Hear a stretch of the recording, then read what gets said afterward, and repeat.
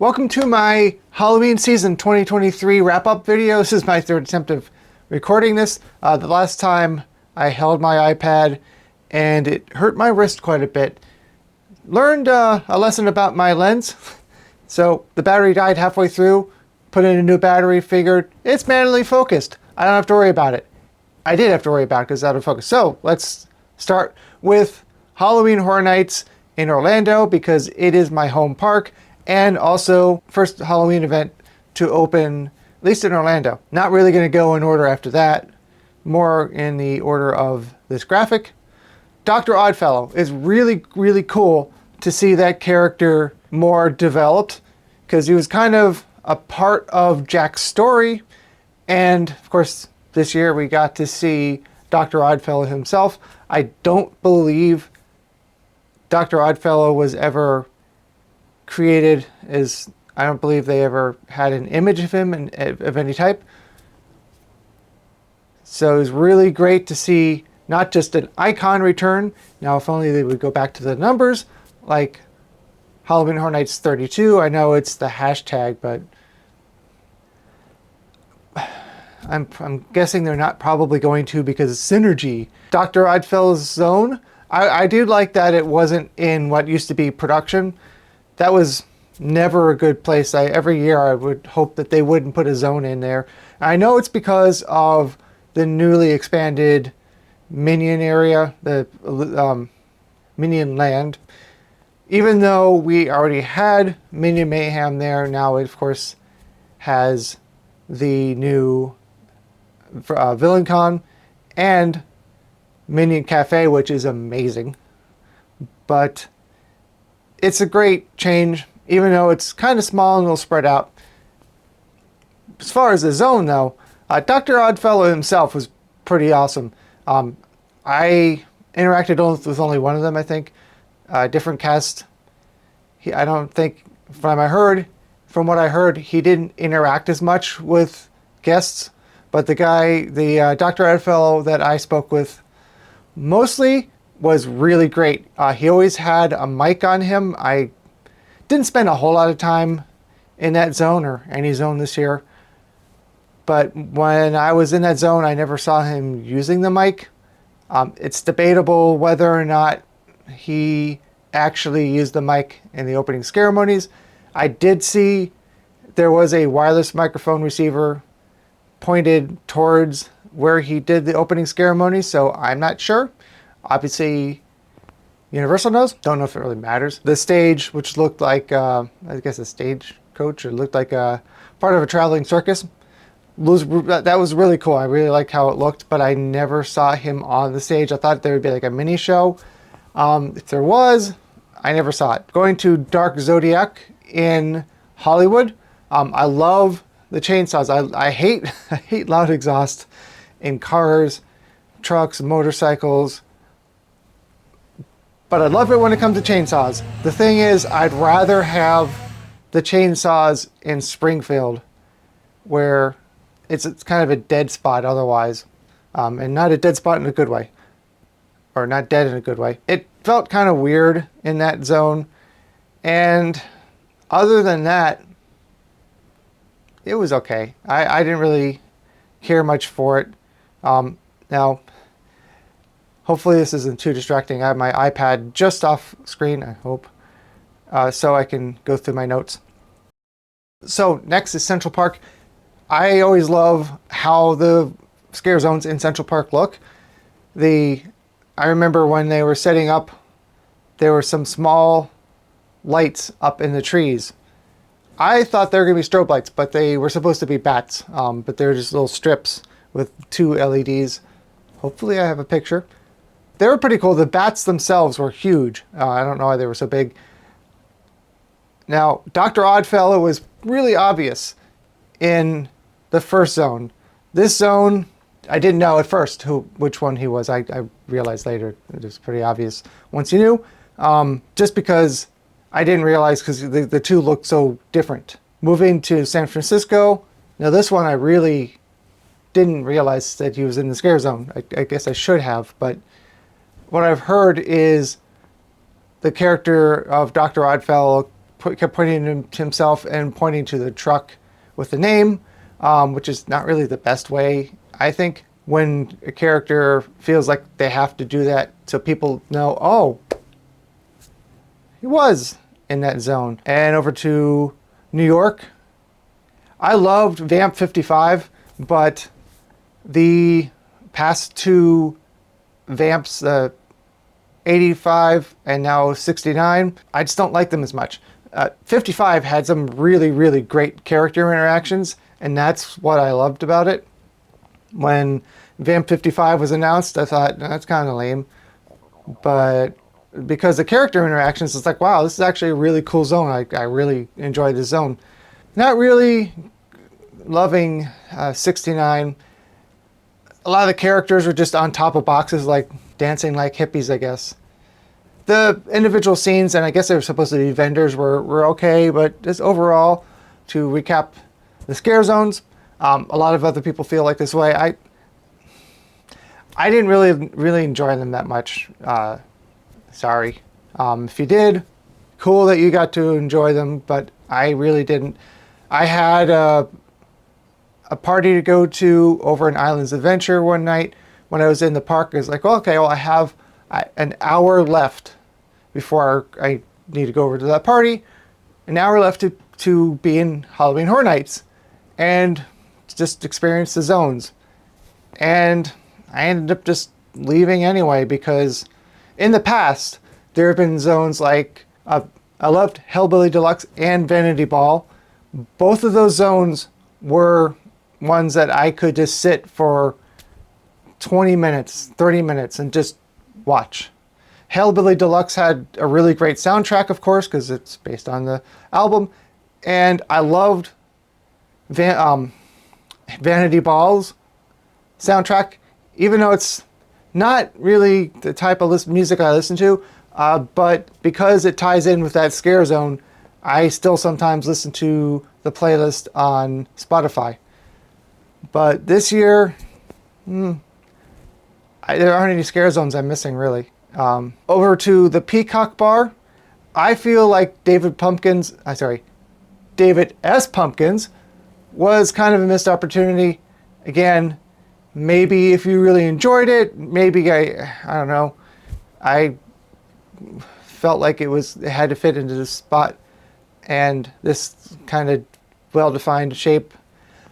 I would have loved, because there's that step and repeat, which is just the banner with the repeating logos like crazy. That's where the Purge character was for photos.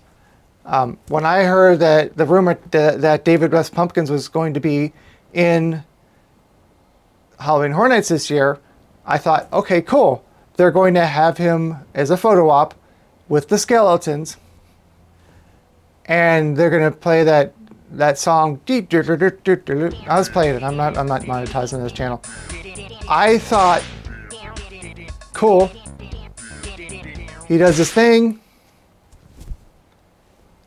and then you take a photo with him. Alternately, I just thought of this.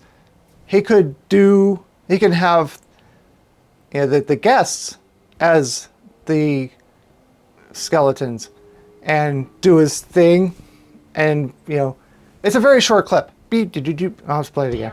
And then point to the guests. That could have worked too. But just to have him awkwardly walking around and his whole thing is making people feel awkward. I don't see the appeal there. Also, I never saw the Megans out in the park. I did see them back at house. I never saw them in the park. I'll get to it later, but I did see them in Hollywood. So I had to go across the country to see the Megans. Only because, well, if you went to the one in Hollywood, you didn't have to catch them because they were in a house or at the theater. So as far as houses, I know some people thought this year was a really strong year for houses. Wish I could have enjoyed them like they did, because every house I went through on team member preview, it was like, yeah, all right, Sorry, now I like some of the set designs, So we're going to start, no specific order, with Exorcist. It's a new movie, I know. One that up until that point, basically nobody had seen. I mean, obviously the people who worked on it and people who edited, but as far as regular guests, we hadn't seen it yet. So it was interesting to make a house basically based on the trailer. But we've had Exorcist before. Yeah, I guess it's okay, being that it's, like I said, a new movie, a new take on it. It was pretty cool. Classic monsters. I know that these monsters are what let Universal survive for all those years. Because at one point, that was what was making money for Universal. And without the classic monsters, we wouldn't have Universal because they would have gone out of business. That's great, but I love lots of change in Halloween Horror Nights.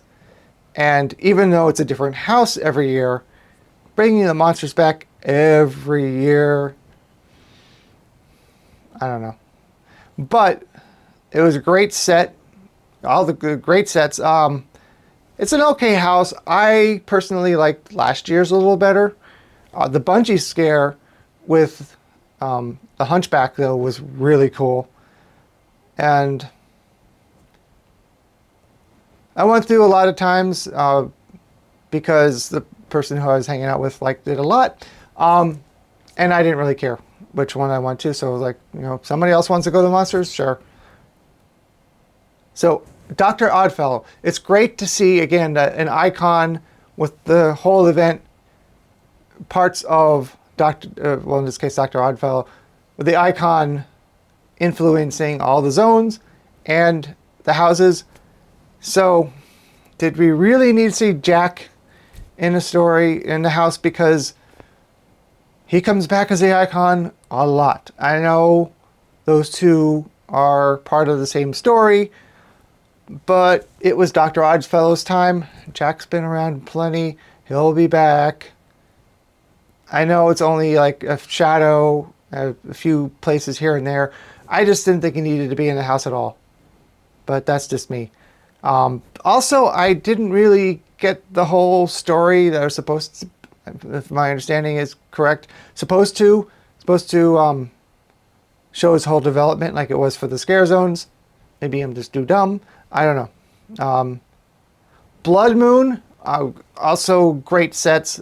First time I walked through all the houses, I kind of get the feeling that they really went cheap on these houses this year, but maybe not. The sets were great, but the religion, cult, whole aspect of it, the chanting and it's cringy, not scary, just cringy to me. I just really didn't like that aspect of it.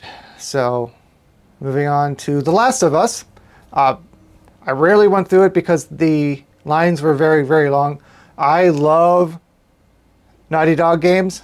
I played Crash Bandicoot so many times, many hours of various versions of that, which used to be by Universal. Interesting how they came back around. In fact, Crash Bandicoot used to be at Universal Studios, if I understand correctly. Unfortunately, it wasn't the years I was going to Universal. But I also haven't watched the show because also I played countless hours of Uncharted on the PS3, the PS4, and the PS Vita, and there was a phone app, but I just never got into The Last of Us, the game. I watched the trailer and I was like, I don't know, it's just not for me. So I only know a little bit about the game, but it was pretty cool. Again, it's not like, oh my gosh, that's amazing, I want to go through it again. Yeti, another Yeti house. Now, if I remember correctly, this was part of Slaughter Cinema, which it was described to me as a collection of unused ideas, which now I said I don't like repeating things. I kind of would like, maybe not every year, but every couple years, a house with unused ideas. It doesn't have to be a cinema theme, but a compilation house, which is a very loose framework that wouldn't really repeat, just the idea of multiple mini houses, I guess. But I believe Yeti was introduced in that as an unused idea, and I guess I should have gone with it sooner, because this is the second time I've done a Yeti house, and I don't know, it's just not my thing. Chucky is a really interesting concept. My interpretation, at least, of that is the YouTube videos that cut all the kill scenes out of a movie and just have a kill count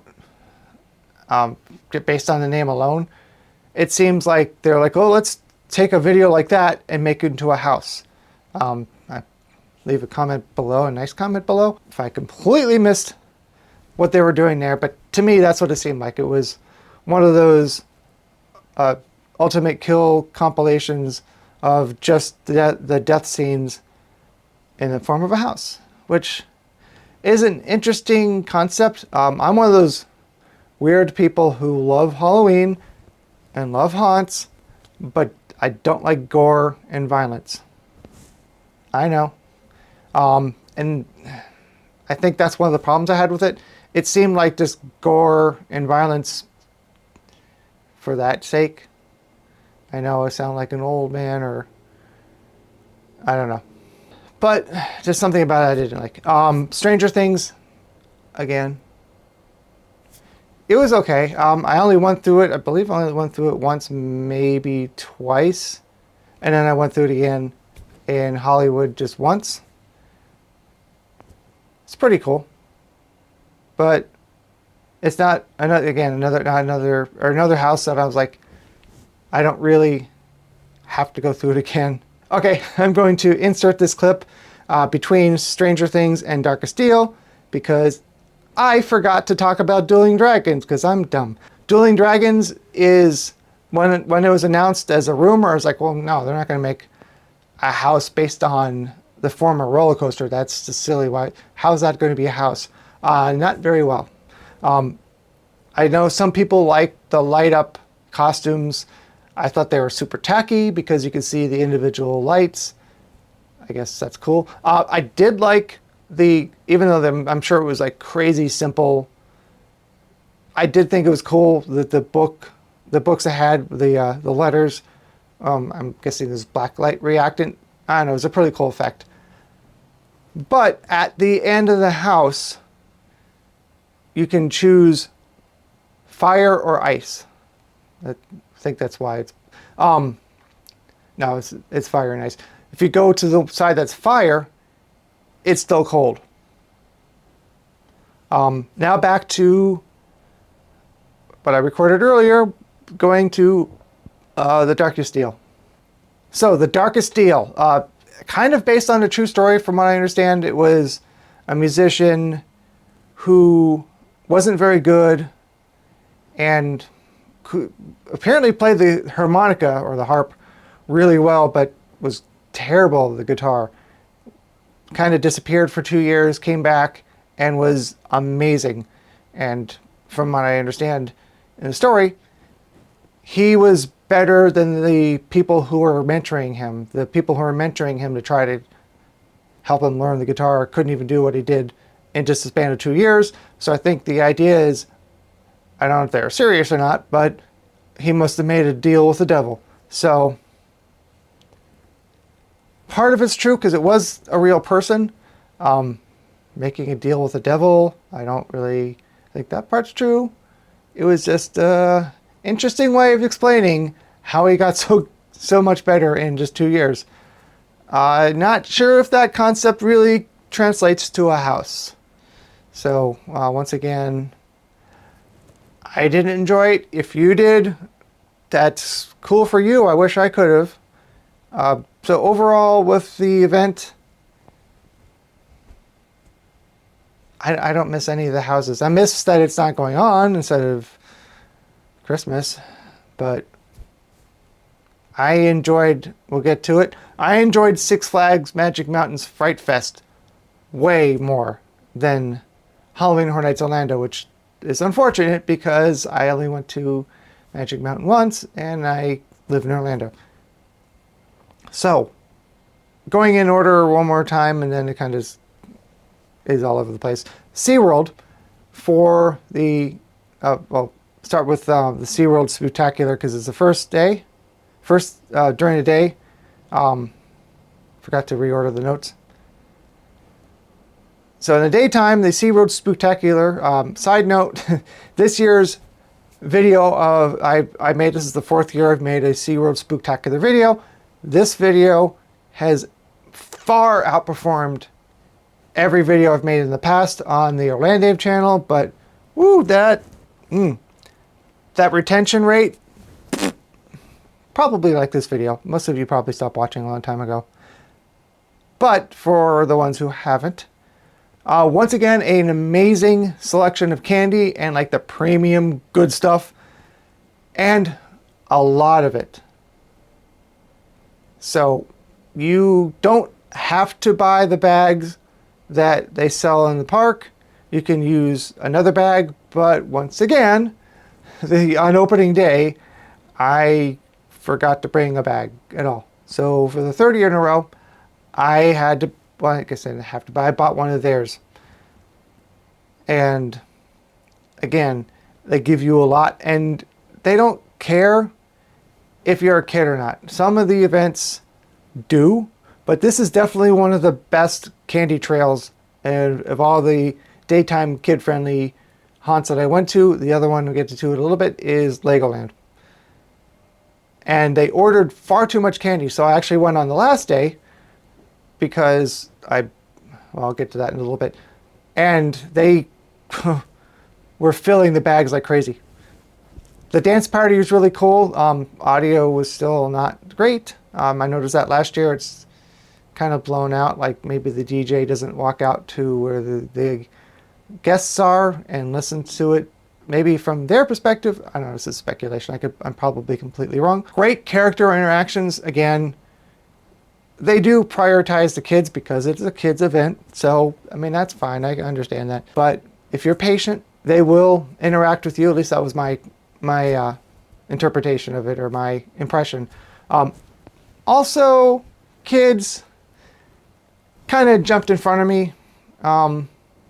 So I don't think it was as much the characters that were ignoring me as much as the kids were just going in front of me. And I'm like, okay, well, I'm just going to stand here because it's for a kid. It's a kid's event. So I'll get the shot eventually, and I did. Again, like I said, best spooktacular as far as views. I did really like that they brought the Halloween parade back, because last year, for some reason, they did have the parade in Sesame Street that they do every day during the event, but last year it was just the regular daytime parade. It's actually a really long parade with a lot of dancing and different songs. I do have it up on the Orlando channel. I believe it's the full length. This year I just put little bits of it in. I don't know, maybe people saw the thumbnail and thought it was only the parade. I'm not sure why the retention sucks, but I didn't think my coverage was so bad. But it is a really, really good parade, and like I said, there's a lot to it. It doesn't go very far. It comes out, and then it's a very long sea show, or at least that's what we call it, the Universal, and then it moves along. But really cool parade. I really enjoyed it. So nighttime, Hollow Scream. Once again, all of my emails just went off into the black hole. As far as trying to be on the media list, I would prefer that they would say no versus nothing. Unlike Disney, when I try to apply for media for Disney, they let me know that the answer was no immediately, but at least they answered. But I still was able to show up and tell them what I've been trying to do. And I did actually at Spooky Empire speak to a bunch of the people from SeaWorld showed them my photos of Monster Stomp, and they were impressed with it. And it seemed like I was going to get an invite. But the point is, I was able to go for media, and they had a really nice presentation for the media, even though it started at the same time as the event. So kind of cut into my time in the event. Oh well. The food was really great. The stuff that they showed us, they gave us as samples. I'm sure I'm inserting some video here. I did end up buying one of them again on the last night. The reason I went on the last night was because I had a super crazy Halloween season, as you're seeing in this video. For some stupid reason, I bought the unlimited pass because I did last year. It's not that expensive. So last night I was like, okay, well, that was actually on Halloween itself. I said, well, I really need to at least go once because I did get media access. So even though I technically went twice on my pass, I did end up getting media access, which meant for free, even though I paid for it. So really only used the pass one night. I hope this isn't getting really boring. So Delirium 666. I liked the fake elevator, which is a pretty solid concept. The fact that it is descending and it stops, and it's descending and it stops, and oh, it stops at 4666. Well, I didn't see that coming. Even without the name of the house, it's just like, you're going to stop at 4666. I guess they have over 666 floors underground. I don't know, but overall, I thought it was a really solid house. I did enjoy it.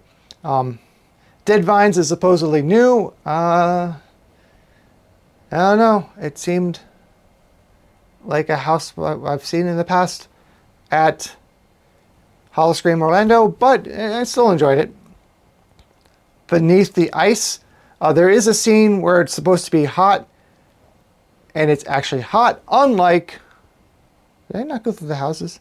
This is going to be all chopped up and crazy, but I had to go back in because I forgot to record this part for HHN.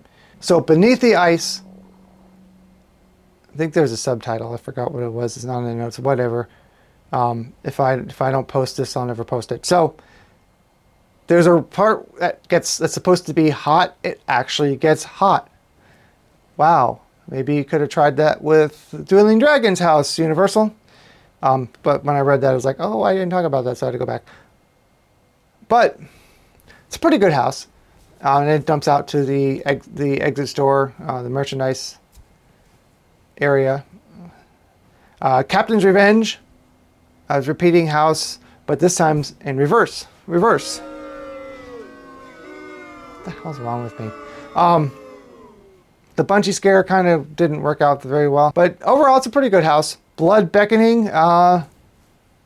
Honestly, I don't remember much about the house. This is a great review, isn't it? What I understand is that this is going to, that the whole event, or at least a lot of it, is going to be revamped for next year, which is nice. I don't know how much is going to change because I know Howl-O-Scream Tampa, the reason why I only went 2 years is it's a 3-hour round trip and very little changes from year to year. So the second year I went, it was like, same thing.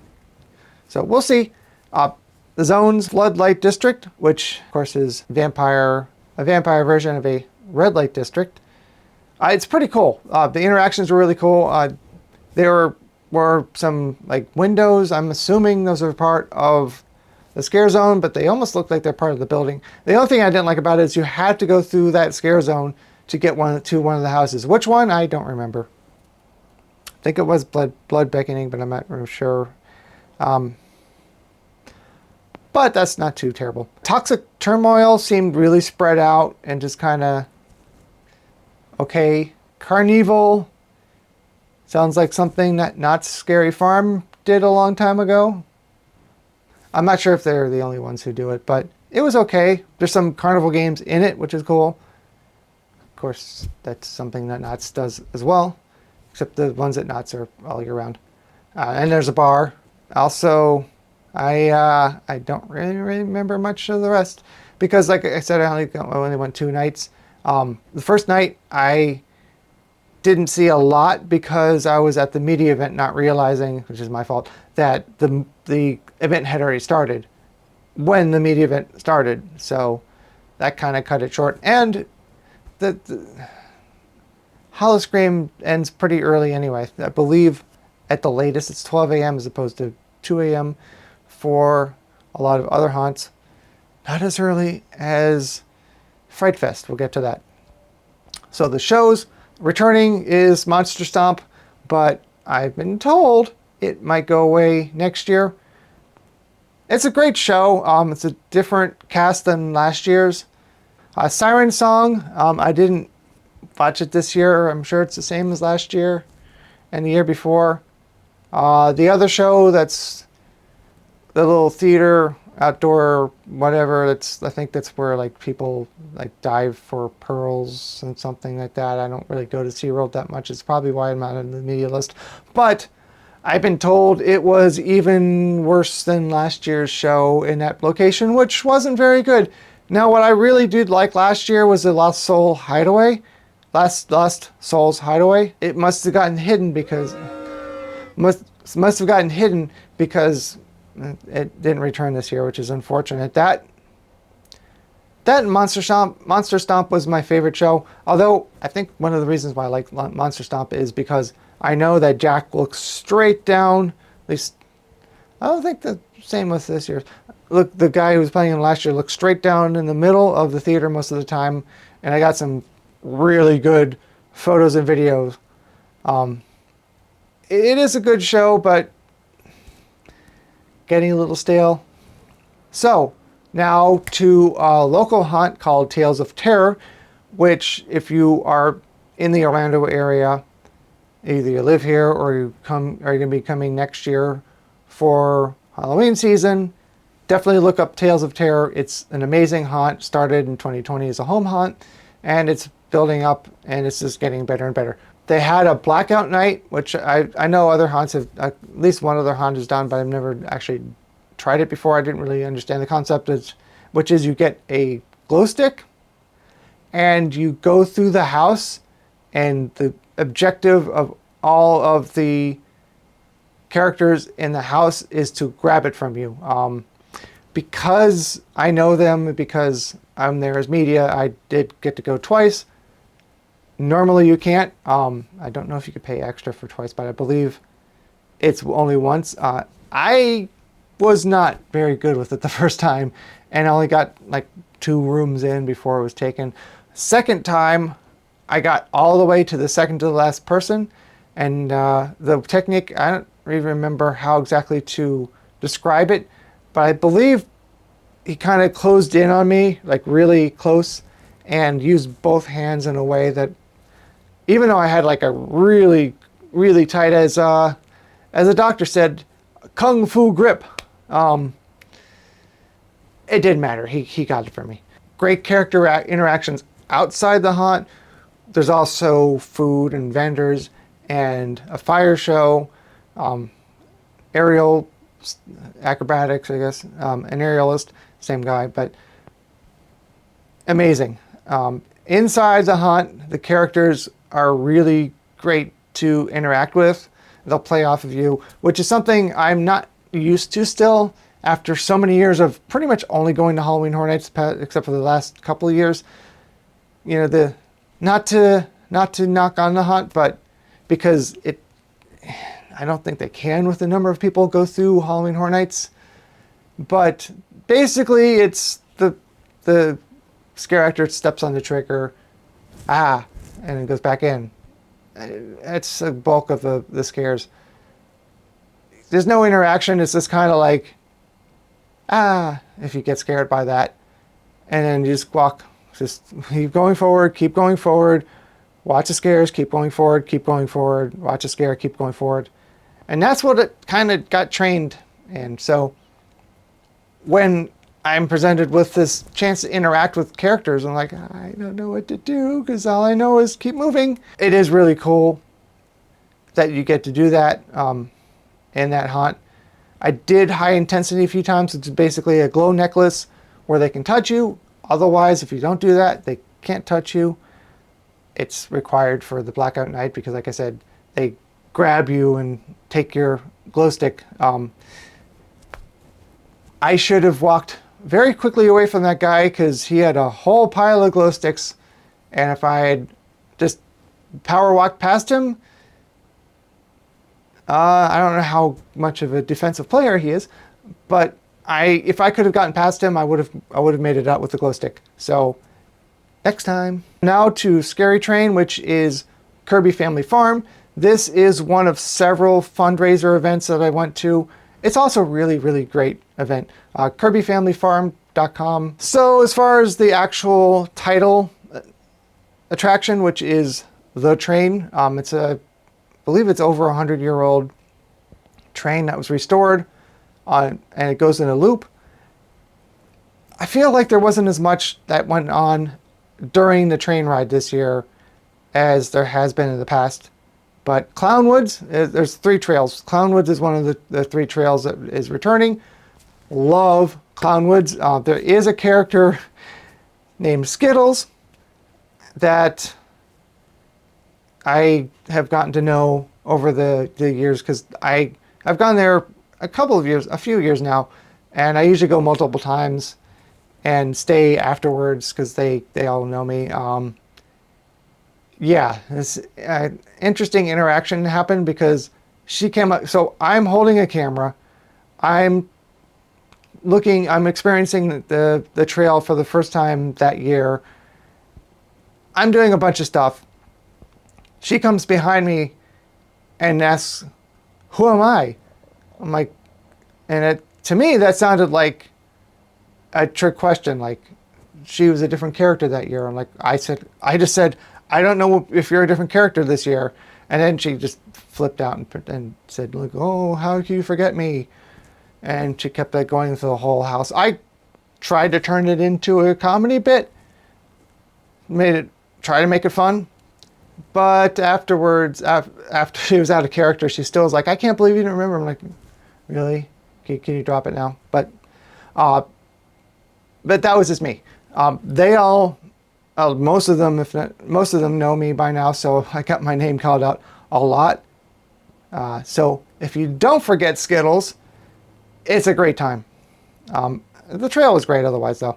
Trailer Park keeps getting better and better. It's basically a trail that is made up of trailers and RVs and all kinds of randomness. And it's just chaos in the best way possible. There is a rock band, kind of. I think it's just a guitar and drums. Feel like last year's was a little bit better. It's still good though. And it doesn't impact the enjoyment of the event. Possum Holler. You go through a really cool town at night, and there's a blackout trailer where it's just back and forth walls and it's dark. It's really cool. It's just that the other 2 trails are so much better. That kind of falls behind in 3rd place. I don't know how I'd rank Trailer Park and Clownwoods, but I definitely put Possum Holler in 3rd.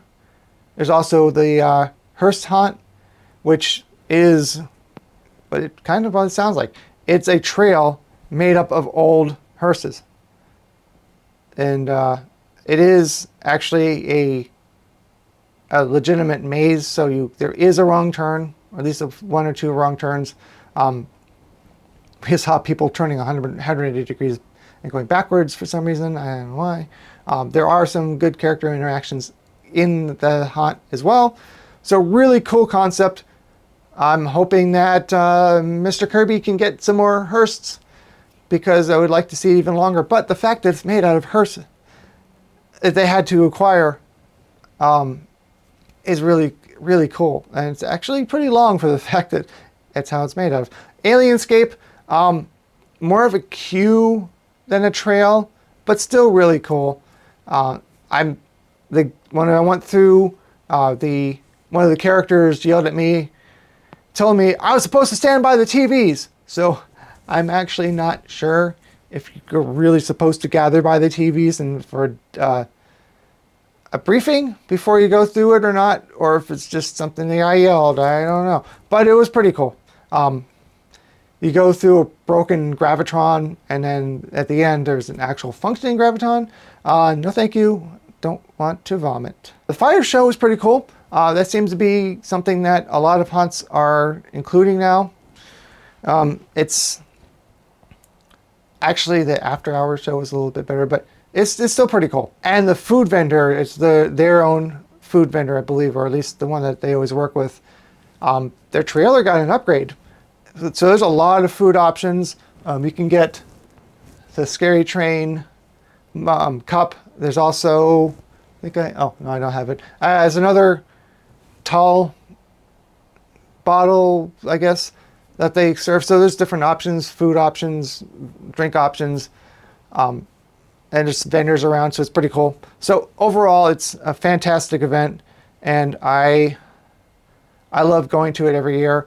I didn't go to it more than once this year. Like I said, sometimes last year I think I went 4 times, even though it's a long drive.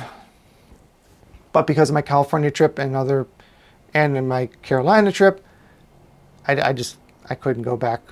I just didn't have time. I barely fit it in as it was. So, Sir Henry. Now, the first hunt on this channel was Sir Henry's haunted Valentine.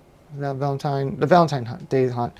And I just recently went to the Christmas hunt, more recent on the first time I did this recording. But I'm talking about the actual Halloween hunt back in September, October. I almost missed the media preview because but luckily it was 3 days before my trip, so I didn't miss it completely. I hope I get to go to another one of the media events because I didn't get to go to the Christmas one, but I think it's a smaller list because it's a smaller event. But 10 years of Sir Henry's. So the hayride, I was like, oh, a hayride, that's just silly. I've only been on one other hayride. It was at a golf course that was next to the house I grew up in. And it was literally, I probably loved it because I was like 5.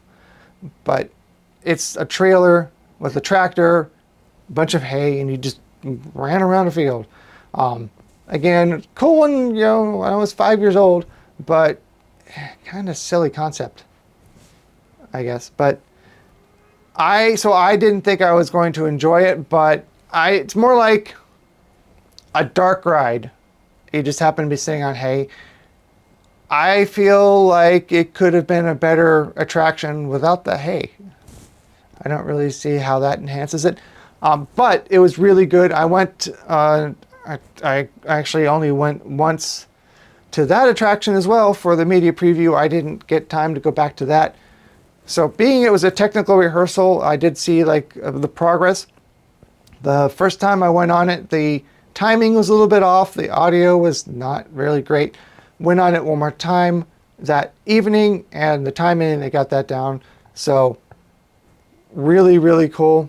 Again, I did not expect to like it, but I really did. Moonlight Massacre. Unfortunately, I don't know why I've had this so many times this Halloween season. I don't remember much of the details, but I really did enjoy it. Wicked Waters. Really cool sets. The boat area, we went through a different path this time, and also there's some animatronics in there which are really cool too. Really did enjoy that as well. Those 2 trails, I'm not sure which one I like better. Also Tales of the Dead, which is based on the backstories of the characters that are part of the event. I can also read about them in the books. I only read the first one, but there's something at the very end of that book that I don't really want to talk about during this review. Made me not want to buy any more of the books. So down to Legoland, which is actually not too far away from Sir Henry. It just happens to be for Trick or Treat Presents Monster Party, I believe. It's probably around here somewhere. That's not, but yeah. So I liked Brick or Treat a few years ago a little bit better. I think what happened was Legoland or Merlin or whatever kind of homogenized all the Brick or Treat to kind of the same, because when I went to California, I didn't go to Brick or Treat then because I didn't have enough time, but I saw the Brick or Treat decorations, and I also watched the video of a different Legoland and the Brick or Treat decorations there. They all look the same. The same, because before they had these little huts for treat distribution, which were really cool. They had it all along one trail the one year, and now they kind of changed to a strange new look, and I believe it's to match all the other parks. I'm like, well, why can't they be unique? It was working. But they also took away one of my favorite shows, which is Groove and Graveyard. I mean, they ran it for a few years. Maybe do another one, but a live show would be better than a 4D movie. But Brick or Treat is still one of the best places for candy as far as amount of candy. You do get quite a bit of it. Sometimes as an adult, you might, if you go as an adult, I mean, you might get a little bit of attitude from one or two of the people of, oh, you're not a kid. Most are fine with it, but I've had a couple of issues when I had a camera on my head shooting for YouTube. So, not the best look. This year they had a proper media event, which is cool. In the past 2 years, I haven't gotten anything. I have been an annual pass holder for years, so I can go to it anyway. But before, they only give me a couple of passes, maybe only one. Never could find someone to invite. For the most part, I did go once with Brett. This year is more of a proper media event, as far as like they had a presentation of the food on like little stands for photography and video, and they had some people available for interviews, which Legoland has been pretty good with as far as media events for like new rides and area lands and stuff like that. I let John Self interview some of the, well, it started with the chef, because he's a food blogger, and he also was nice enough to do more interviews, so I can try to focus on the camera aspect of it, and I still screwed it up because the one interview was out of focus. So much for that theory. But as usual, the food was really great. I got to try most of it. I only really had, I think, one thing maybe at the media event, because the media event, it was later in the day, so by then I'd already eaten quite a bit. But they did include little snack coupons for each thing, which they've done in the past for events, which is nice. Some of them I didn't want to try because it's outside my food comfort zone. Also stayed for the fireworks. I did also like that a lot. They have special glasses. They have some pattern on it that when you look at a small, bright light source, it makes Lego bricks around it, 2 Lego bricks. And that's really cool. And they pick certain fireworks for the way they're presented with small, like I said, precise, bright, but focused bits of light or flame or whatever as it explodes to make those glasses. And they are included with your admission. You don't have to pay extra for them. So that's really cool. I do enjoy that. Now, a petrified forest. This is the second year I've gone to it. Only my second year. I feel like the houses have improved significantly just from last year. I told that to one of the people who worked there, and he's like, "Oh, I guess I'll take that." And I'm like, "That was a compliment. Why would you not take that?" I said, "The houses are better." And you're like, "Oh, I'll take that." Roaming characters are great. The same actors that you see in the promotional video, which the first time I saw it, I'm like, wow, this is amazing. This is like big production value and sets and all this stuff, and then you watch it a second time and you're like, oh, it's a lot of AI generated stuff and that camera's outdated. But it was really cool, and it worked like it was supposed to. So it's a good way of making a much bigger budget video than they have a budget for. So merciless magic. Can't read. It's a great trail with some really cool lighting effects, which I believe has been part of that trail in the past. Some elements are repeated, but the theme, of course, isn't. There's a lot of really good interactions with the characters. I believe that's the one with the really cool bridge. I can't remember. Moving on to the final bell. I didn't really see the storyline, which what I mean. Like, I read the description before going to the house. I don't know if it really played out like the description. Maybe it was just me, but it's still a really cool house. I believe I went the wrong way at one point, and in character, I was told, go this way. So that was pretty cool. The gore seasons, again, I can't remember all the details, but it was a really good house. Also, I really enjoyed that. The walkthroughs are available on this channel if you'd like to watch that. And, if you want to watch the full version, I've been showing you clips of it. I don't think they consider the terror trolley to be an official attraction. I consider it to be an official attraction. I guess one you can ride for free because you don't need a ticket for it. It's meant to be for people who don't want to walk from the off-site parking to the event, but there are characters on it that it will interact with you on the ride, which is why I say it feels like an attraction by itself. Even last year, I didn't need to take the trolley because I walked. I took the trolley over and back just for the experience. The DJ is good. Some people say it's kind of weird when you go through the trail and you hear the DJ. I don't know. I have never really noticed that in a negative way. The food vendors were great again this year. I always make it a point to try some of the food when I'm at the event. So I did review that as well on this channel. So Terror Trail, that is pretty far away. I learned about this last year, but I didn't go because it's significantly far. But I was personally invited this year, so I'm like, oh, I guess I'll go. Again, I messed up focus. It happens at an animal shelter, so it's another fundraising event. And I was shooting selfie style, well, with this camera because it's really good in low light.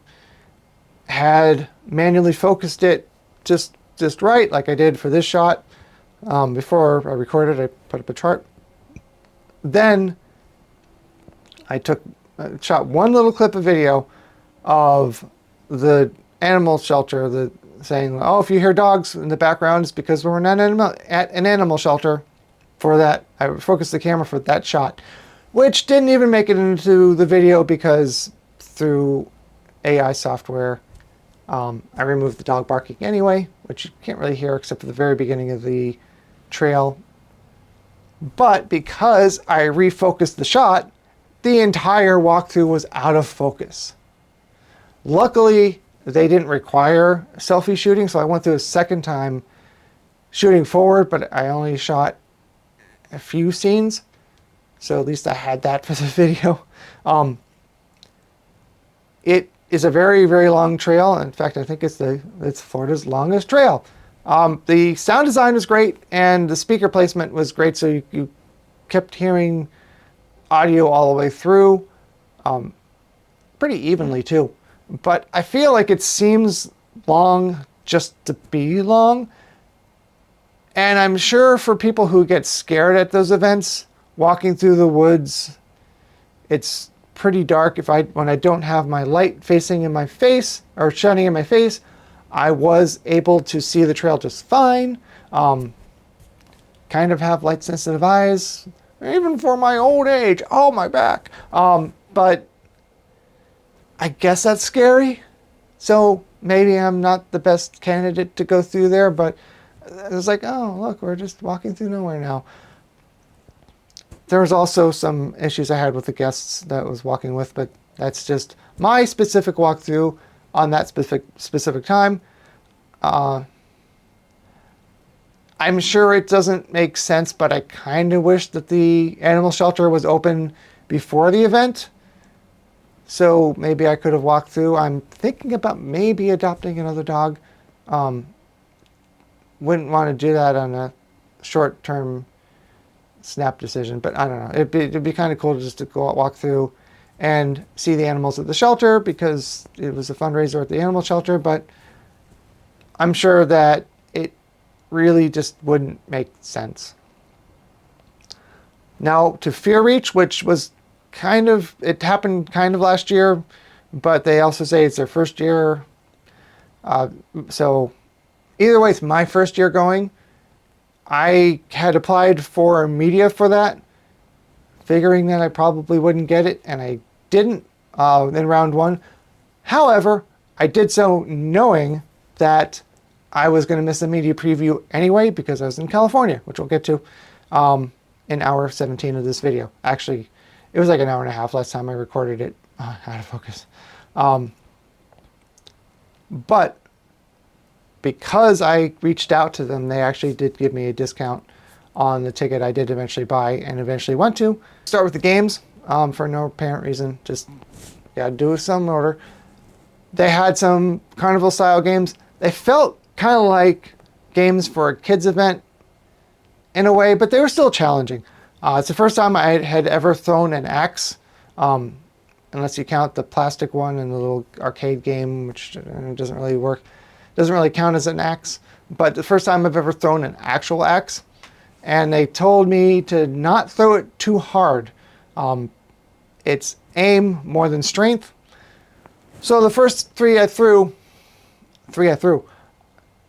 it didn't stick because I went too far the other direction and didn't throw it hard enough. Hard. But the last two, I did actually land not in the bullseye, but in the target, which is cool. A little full disclosure, like I said, they gave me a discount for the ticket. I did at some point get an email about people attending the media preview, and they said that they know that not everybody's coming the first week. It was a month later that I showed up. I did speak with them later and realized that they did a second wave of media, so I don't know if I needed to pay for it. It wasn't that expensive though, and I did want to support it because it's a really cool haunt. So the point I'm getting to eventually is that I didn't pay to play the games. Those were comped for me, so I could make the video. But I did win prizes. They weren't like major prizes, but the games are cool. And it's definitely something worth checking out. They did have a pretty cool merchandise area. I bought this thing here, which is a drink koozie. It's the best thing I could find to show up in the set. So the houses, trails. First, also the food. I believe it's their own food truck. And they also had an ice cream vendor, which was like Blue Bunny. So I was hoping it would be like a hard serve or something like that. The ice cream was okay. I don't know if they're going to have them back again. But the food vendor was really great, as you can see. Again, like I said, when I go to an event like this, I always like to try the food because that's part of the event. So I'd like to review that as well. Really, really enjoyed the food. So now to the trails. I'm going to start with my favorite one, which was just called Chainsaw Chase. When I first heard the name Chainsaw Chase, I was like, I already love the name. And man, that trail didn't disappoint, because it's exactly what it's called. You're in a maze, well, more of a labyrinth, really, and dudes with chainsaws chase you. It's pretty tight. One of the things they said was try not to run into the walls. And I'm like, but if you're panicked, because apparently if you are one of those people who actually get scared at a haunted event, I don't know if I admire that or not. I get startled, but never scared. And you start running, you kind of see how you would run into a wall. I never did. But even with the camera and the light in my face. But man, I love that trail. It was so awesome. Bloodline. I think that's not the full name of it, but it was a great house trails. I don't know. I forget what they call them. Whatever it is, I really enjoyed it. There's some really cool interactions. There's some scenes that play out during the walkthrough. Again, it's also on the channel. They had some really cool, I don't know, maybe it's being on the spectrum. I just was fixated with these little lights that they had up in the ceiling that were throwing these nice beams, really nice colors of light through the fog. Something about them. It's just like, oh, that's so cool. But the house itself, trail, whatever, was really cool. Looking forward to going to that next year. If this is their first full year of the event, man, that's a great start. Grimoire Manor. There's a decent scene in the early on in the house with an actor. Don't know if it really makes sense to me what the actor was saying, but it's still a really good trail, and I enjoyed it a lot. I did not get to see, there was a rock band that was playing in their little bar area. Unfortunately, the weekend I went, the band was off, I believe, at a wedding, but the band instruments are still set up, so not sure I understand that. And that wraps up Florida. Now over to California. So this is my first time going to California for a hunt trip. I thought about it for many, many years. Oh man, it'd be so cool to see the haunts over in California. Oh man, it'd be cool to fly over to California. Oh man, it'd be so great if I can see Horror Nights in Hollywood. So eventually I said, okay, I can, the rest of my life, wish I can do it, or I could make a plan and do it. It took 2 years of planning and saving up for it. Finally did it. It was the first time I've ever been to Universal Studios Hollywood, even though I've been a team member at Universal Orlando for over 7 years, and I get in during the day for free. It still, like I said, costs a lot of money to be over there. So not only was it my first time at Universal Studios Hollywood, it's of course the first time I've ever been to Halloween Horror Nights at Universal Hollywood. So I actually saw the park for the first time at night. Then I went the next day. But the Chucky house was so much better over there. Even though it still has that gory, killy thing. It's just something about it. I'm not sure how to properly describe it. It just was enjoyable. I really enjoyed it. Even though I got squirted on a few times by Chucky with water. And it was kind of cold that night, so it wasn't like a lot of water. Just Hey guys, Lord Spookula, I think that's the name. Here, please like and subscribe. And I'm back. So, I'd say I know you haven't seen it, but that was way better than the Orlando house. It was actually enjoyable. I've got to say, that was amazing. I got soaking wet again, but yeah, Right. I'm blown away by that. The detail is way better. It's just more interesting. Good storyline. This is the house we did in Orlando. The one in Orlando is like. I can see why it had a 220-minute wait. We took us 25 minutes, so that's on Express. But it was worth the wait, 100%. Best house of the night for me. I actually like it. Best house of the night. So apparently nobody's safe in that house, Yeah. including Chucky, because Chucky got it too. The Last of Us, like I said, never played the game. I never watched the show, but it was cool. People said that there were more interactions or more characters and bigger spaces. I don't remember a direct comparison, but it was enjoyable. It's pretty cool to see the characters, even though I've only ever seen them in the trailers. Great first house. Like I said, longer than I expected it to be. It's different. It's completely different, which is great. I was hoping that it wasn't going to be too similar.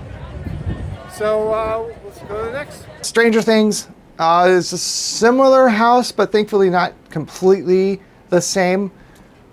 One of the scenes, I'm assuming from the show, or from the show, I saw in Orlando and Hollywood, but from a different perspective. Also, I've meant to mention earlier, and I guess you've already seen, I'm going to be cutting in a lot of my reactions from the review video because I made it a point to review it as soon as I got out of the house, which I guess is, I know it's standard.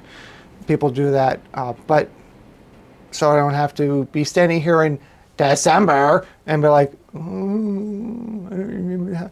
So I cut that in. It's pretty good though. Yeah, I really liked it. I thought it seemed really long to me, and I've done the Stranger Things ones before, and this is the best one I've done. It just feels like the other house, Yeah, I know what you mean.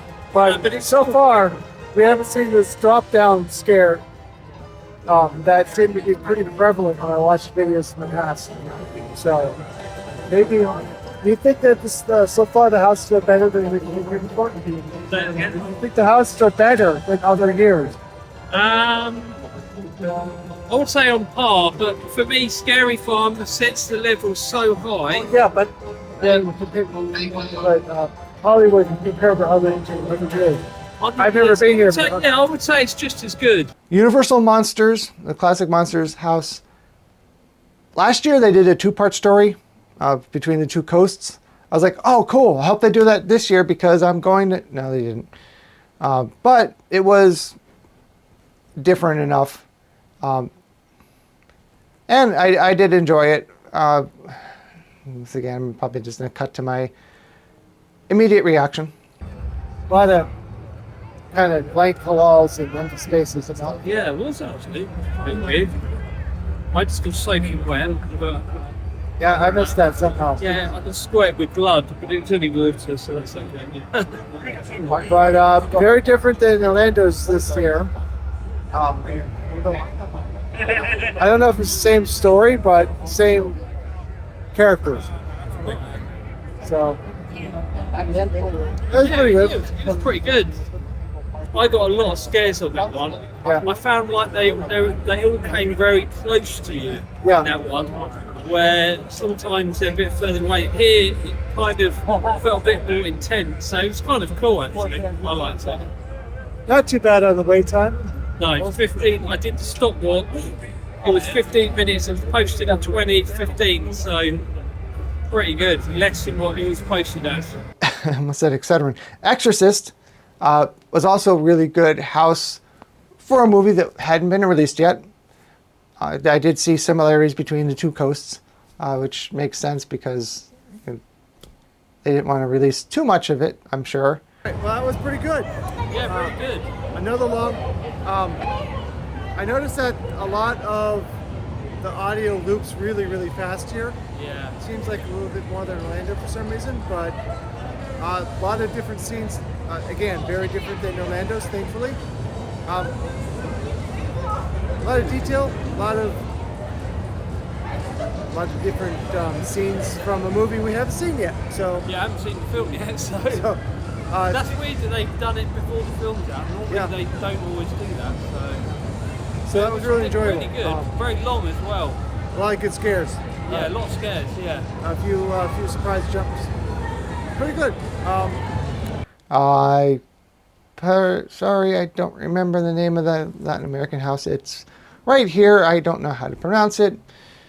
I just don't remember it that well, but I did remember it being pretty cool.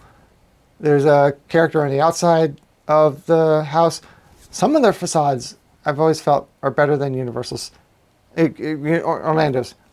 We've had some amazing facades this year, or at Orlando. This year, it was really the 2 sprung tents that had facades, and that was it. I don't count the big stickers on the side of the buildings as facades. The characters on the inside were really cool. I really enjoyed that house. And there we go. That's our last house for tonight. And was actually really good. Yeah, one of my favourites actually. Yeah, some of the scenes is brilliant, and I got some scares in there. Yeah, overall really good. No, none of us got wet. I didn't get wet on this one. It was definitely in my top 3, that one. Yeah. Too much stuff on my face, though. I don't like that. Yeah, it's like the big rubber, long lines. They'd whack you in the face, so you've got to be careful. But yeah, it was pretty Kind of good. annoying. Really enjoyed it. A lot of kids and close and stuff. Yeah. Evil Dead. I was really looking forward to this. I haven't watched, I think I watched the original Evil Dead, and because I was in the house for it, I did watch Ash vs. Evil Dead, the first 2 seasons. I haven't watched the 3rd season yet, but this, of course, is based on the new movie, which is a good interpretation of the house. It was enjoyable. I was hoping, as many others were I was hoping that it would, be available on both coasts, but it wasn't. Although it is kind of nice, especially when I managed to get out to Hollywood, to see different things on different coasts. I haven't seen the movie either. Yeah, I had. That was brilliant. Like, it felt like you were in the movie and parts. My favourite house so far, without a doubt. Yeah. It's just weird to see Evil Dead without Ash, but It's probably on holiday. I guess Yeah, it was brilliant from start to finish. With Yeah. the scares, yeah. great set pieces, and yeah, really, really good. Really loved it. We captured the movie well.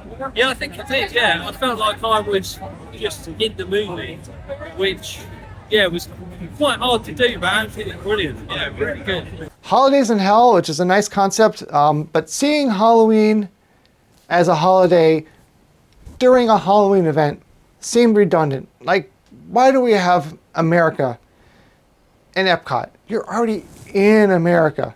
Same idea. Why do we have Halloween, of all the holidays that we have during the year? It's a Halloween event. The whole thing is a Halloween slant on holidays. So having Halloween seemed unnecessary. That's my first time in Holidays in Hell. I know it's been here before. Kind of go through the holidays pretty quickly. It's pretty cool. I thought they could have done more with the 4th of July. Looking at the wrong side now. And I thought it was kind of redundant to have Halloween, being that it's Holidays in Hell with Halloween. Isn't that just Halloween? Yeah, I know. No idea. It was a good one. It reminded me of like Krampus a little bit. Yeah. Like similar kind of thing. Sorry. So yeah, I thought it was a good house. The ghosts were pretty cool. Lots of really neat interactions with the characters. Same with the toys zone. I'll be honest, I don't really know where the separation was between the two. I thought it was one long zone. I probably should have consulted the map that I have up here, which is something that they don't really do anymore. And this in general in parks. A lot of the parks I went to this year don't have paper maps, so it's unusual that that Universal Orlando still does. But I think those were in the same area. Really cool. There's some really cool fire effects on top of the storage containers. I believe they do that every year, based on the videos I've seen. The 3rd street was the best of the 3 in my opinion. somewhat basic. I know people were like, oh, they just used the 10-foot Home Depot skeletons. Okay, it still worked though. There's some pretty cool talking, interactive, well, I think it was on a timer, skeletons. Kind of basic, but it's pretty cool. They're sitting in these rooms. You're seeing it on screen now. I thought that was kind of neat. The Terror Tram, I was kind of disappointed. The whole bug theme I thought was kind of lame. And I thought the Terror Tram was kind of like I said with Scary Train. I thought you were on the tram the whole time, which apparently was the case at one point. But the walkthrough experience was pretty cool, even if the team members kept telling me, keep moving, don't take photos. I'm like, what do you mean don't take photos? Of course I'm going to take photos and video of it. Seeing the plane from, I think it was World of the Worlds? I have seen photos and video of it, but seeing it in person was cool. Seeing the Psycho House was really awesome as well. So I enjoyed it, but I was thinking it was going to be the full on the tram the whole time, which I guess is good because I thought the bug character was just kind of dumb. Death Theaters, I didn't really experience it that much because we have it in Orlando, but it's cool that they have it. In Hogsmeade, we had it up until this year in Hogsmeade. It works better in Diagon Alley because even though it's still, I don't believe it's technically Halloween, it only happens during Halloween Horror Nights. So Blumhouse, I forget the full name of it. The Blumhouse experience was also really awesome. And like I said, I did see the Megans over there, and one of them did stay around for a photo op afterwards. You went into a theater, which I think used to be the Shrek 4D theater. It's now the DreamWorks theater, I believe. It was a cool show, but it was kind of more of a trailer than anything else. I got to see the actual props from Five Nights at Freddy's and an actual screen-used Megan. They had something from the Black Phone, and I have to admire the silly dad joke, I guess. One of the cases was completely empty and it said The Invisible Man. The Purge. So I saw the Purge show in the Waterworld Stadium before I actually saw the Waterworld show. Really good use of the space. At one point they had lasers, I think, if I remember correctly, during the show, which didn't really work into the narrative, I believe. That was kind of random. It worked kind of well for the pre-show. Overall, good storyline, good use of the space, like I said. And it kind of worked. It wasn't just Waterworld with Purge characters. It was a really good show. So it was really cool to see it. And hopefully 2026 I'll be back. I know that's a while from now, but I'm going to be going as an even bigger and better and crazier and more expensive trip, which means that I want to start saving up. Well, it's not 100% sure because I might go to Europe with my family instead, because I was 5 years old when I went to Europe and I want to actually experience it as an adult and remember it. But future plans, unsure. What is sure is that I really loved the walkthrough experience called Delusion. I'm not still sure how to explain it properly. There was speculation this might be the last year of it. I hope not, because it was amazing. It's kind of like an interactive theatrical experience. And somehow, Ed and I, when we went through with the creator. I didn't know it at the time. He did because he was told, and he told me later in the car. I was like, oh, I would change the conversation with him. But I shot very little video of it, unfortunately. Because selfish me, I was in it for myself, I guess. But the experience itself, you're not allowed to shoot video or photos of it, so I couldn't anyway. I probably could have shot a little bit, I think, because I upgraded to the VIP experience, which included being part of one of the scenes and watching a couple of the cameras from in the room that we were sitting in. That's part of one of the houses that's part of one of the scenes. A bar with what I was told were really good drinks. I don't touch alcohol, so I don't know. There's also some good food as well. The VIP upgrade was absolutely worth it. I don't remember how much it was, but it wasn't very much. Like I said, I walked through the creator. With the creator, I wished I could have gone again because it ran into like the second week of November. But it's in California, so I couldn't. If it was close, if it was in Orlando or close to Orlando, I sure as hell would have gone through at least 1 or 2 more times. But yeah, it's just cost prohibitive, unfortunately. Also, the first time was when I went to Six Flags Magic Mountain. Now, my former neighbor, who used to live through the wall here, told me that I shouldn't bother going to Six Flags. And I've heard some not great things about their parks. Actually, that's all I've ever heard about them. But I went anyway because it was my trip and I love theme parks and it's apparently an amusement park. But I was like, I'm going to go anyway. So I took a lot of reworking of the schedule to go. But I was able to go for the daytime kids thing and Fright Fest. So first thing, I'm going to go in order. Six Flags Kids Boo Fest, I believe that's what it's called. Should have wrote the whole name on here, but it's a little smaller than I expected. A lot of it is in Bugs Bunny World. I cannot believe Bugs Bunny World is the actual official name, but it is. But it's still really cool. They played daytime music.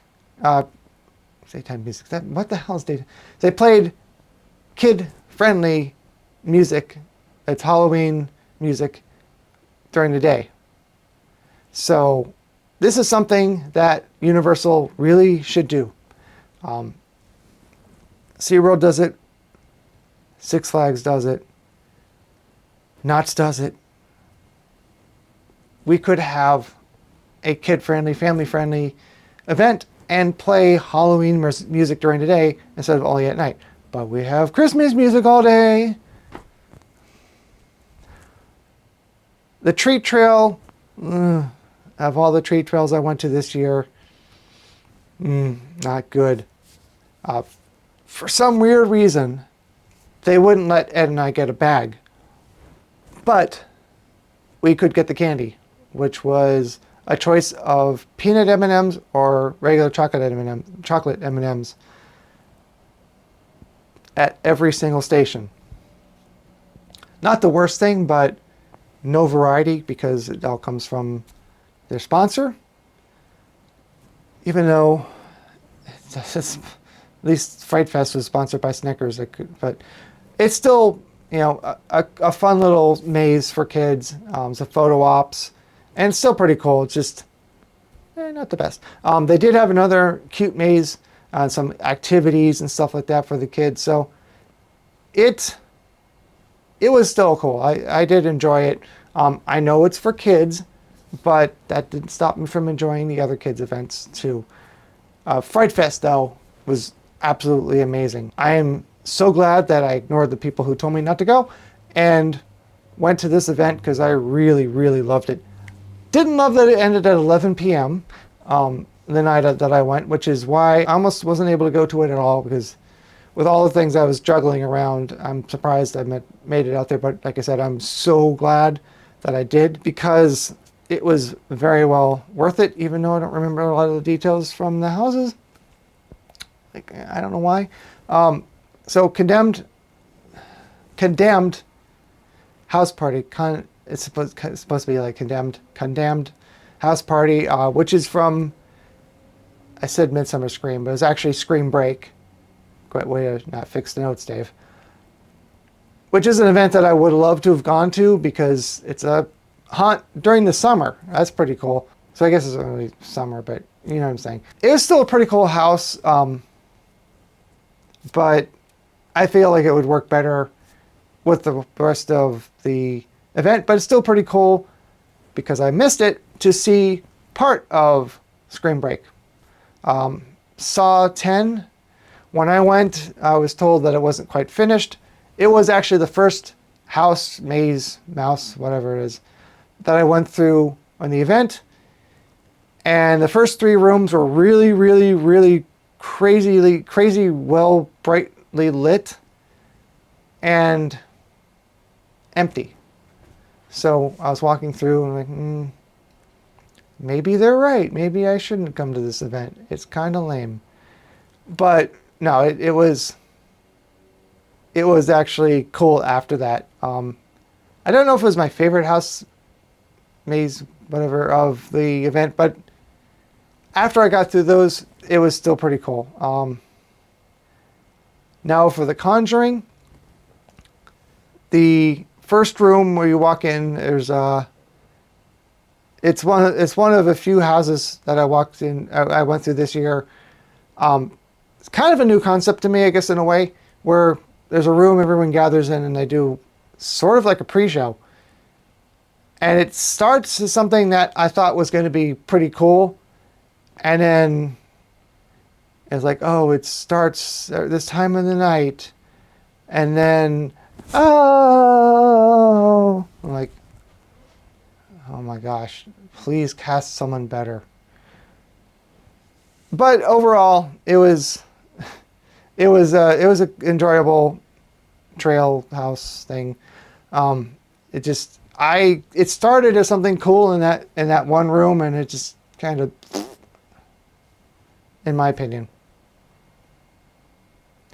Unfortunately, I don't remember a lot of the zones either. I don't know why.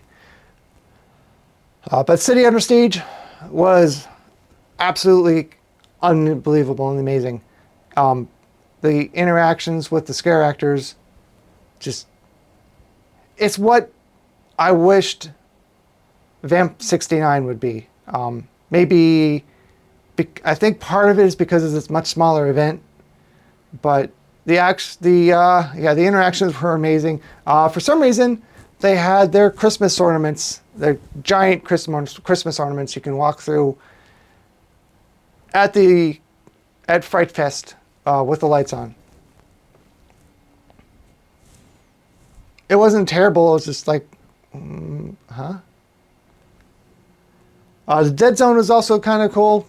It was sort of a maze you walk through, lots of character interactions. Wasn't amazing like City Under Siege, but it's still pretty cool.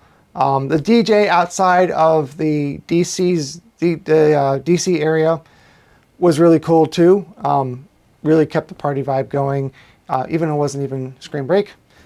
The slider show was really cool. I actually have on video. I can play it really, really quickly in a moment. The moment I found out about the slider show,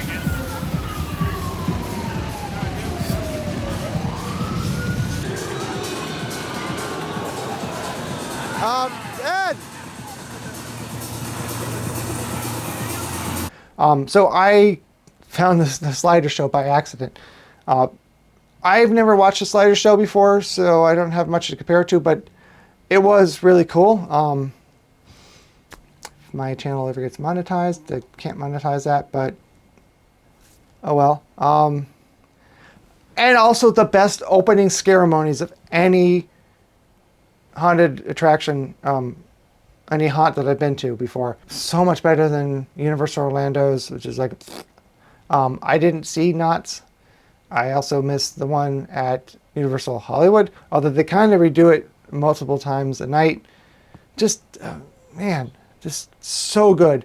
And also the best performing video on this channel by quite a bit. Thanks to Gabe at Theme Park Duo for letting Ed and I know when, which I could have looked it up, but specifically where to stand to get the best shot, because it was pretty cool. Overall, it is, I believe, a very underrated event. And if you're in California, or if you can make it out there like I managed to do, absolutely go again. Go to the event if you haven't been. If I do go in 2026, I'm actually very heavily considering and probably will go to Fright Fest 2 nights instead of just one. The main focus of this hunt trip, which is Knott's Scary Farm and Spooky Farm. I was going to go on opening night of Spooky Farm or Scary Farm. Then they changed the date for no reason I'm aware of.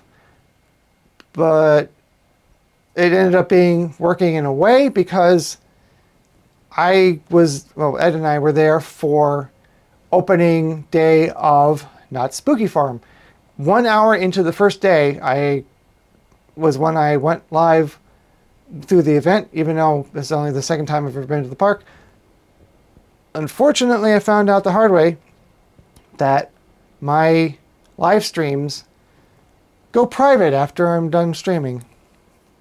So here's my brilliant idea of going live early to get ahead of everybody else covering it, and then it was private for like a week.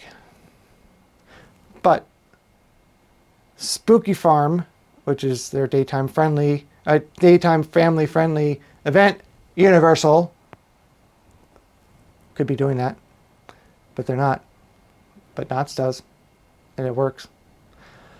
The character meets or Strange, the Peanuts characters, because they are rebuilding Camp Snoopy, so they were kind of random and kind of hard to catch. I saw Lucy from a distance, but never got a proper photo with her. Unfortunately, it did catch Snoopy and Charlie Brown, which is kind of me, except my head isn't so round, and I have more hair. It could be longer, I just don't like it longer. But getting back to it, it was really cool. There's a lot of candy stations. Not the most candy I've got at any of the events, but it's a good variety of candy. A couple of things that weren't even candy. Now, the day I went on opening day, I was able to get a bag. And now, maybe because I was shooting, I don't know. Everyone was cool with me and really friendly and eager to give me candy and, happy Halloween and all that stuff. It was great. I didn't try the second day, but I know that from Ed, he told me that they wouldn't give him a bag because he's an adult. So back to that. I didn't experience that firsthand, but it might have been because it's opening day. I don't know. So opening day experience was fine getting candy. They had, like I said, a good amount of it as well, spread throughout Ghost Town. I don't know if that's their normal location, but like I said, it's my first time. And Camp Snoopy, a lot of it was closed for refurbishment, which is going to be opening next year. But overall, it's a cool event. So now for Scary Farm. Again, the focus of that trip, I went 2 nights, stayed until the very end. The hour has come. The park is closed. Into the night I must fly, where some humans dare not tread. But I am back, my children. I will find you hiding under your beds and eating out of your closets. I know what scares you. I know what you fear. Good night, and unpleasant screams.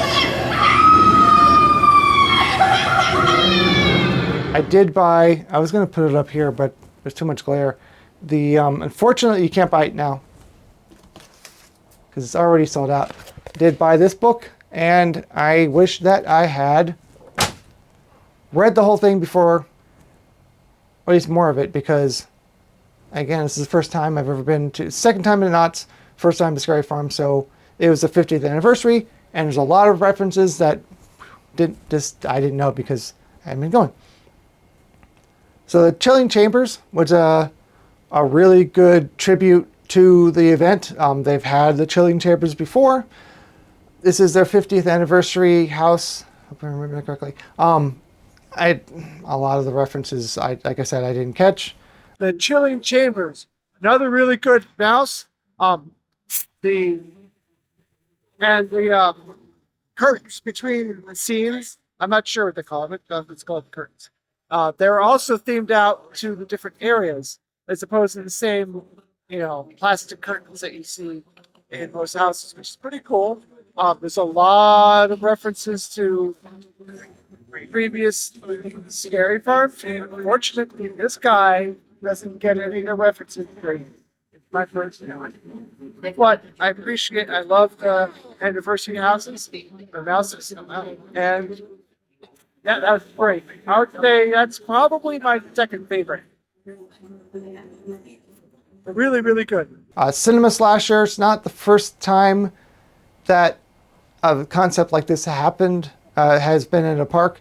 If I remember correctly, there was one also in something like that in Carowinds. We'll get to later. But I thought it was done extremely well. The idea of you walking through a screen, it's been done at Sir Henry, and I'm sure Universal's done it. But you walk into a theater, you walk through the screen, and now you're in the movie. Like I said, even though it's been done before, I thought it was really well done. The themed, I guess, are curtains. They're basically they're almost like vertical blinds that are in front of usually a commercial freezer or a refrigerator to make it so you can walk in and out, but it doesn't let all the heat in. They put them in haunted houses so that you can't easily see the next scene. Usually they're black plastic, so you don't spoil the scene. It's a lot of the times I think it's because of the number of people going through, so you don't, I guess they don't have the scare spoiled. But instead of just the standard probably PVC plastic hanging down, they themed them to the different rooms. So the first theater was just you're walking through the theater lobby, and it was like a velvet rope. And there were more that went through and were themed to those movies. One of them is a lot like Dead Man's Pier, but I don't know. I could be wrong. It just reminded me of Dead Man's Pier, which was an amazing house. So to Grimoire. I didn't really follow the storyline. Kind of felt a little bit like Stranger Things. I was kind of confused by the whole thing. It's still enjoyable though. It was still a really good house. Over in California, they don't seem to care if you shoot the houses. So I unfortunately only tried shooting one, but you could find some video on other channels if you want to see the detailed walkthrough. First, you're in a regular camp. That was one of the stranger things about this house. Then you were in a war, and then you ended up back in that stranger place in the end. But we did see some laundry, and we did see a kitchen scene. Will we see a bathroom? I don't know. But we see this over here.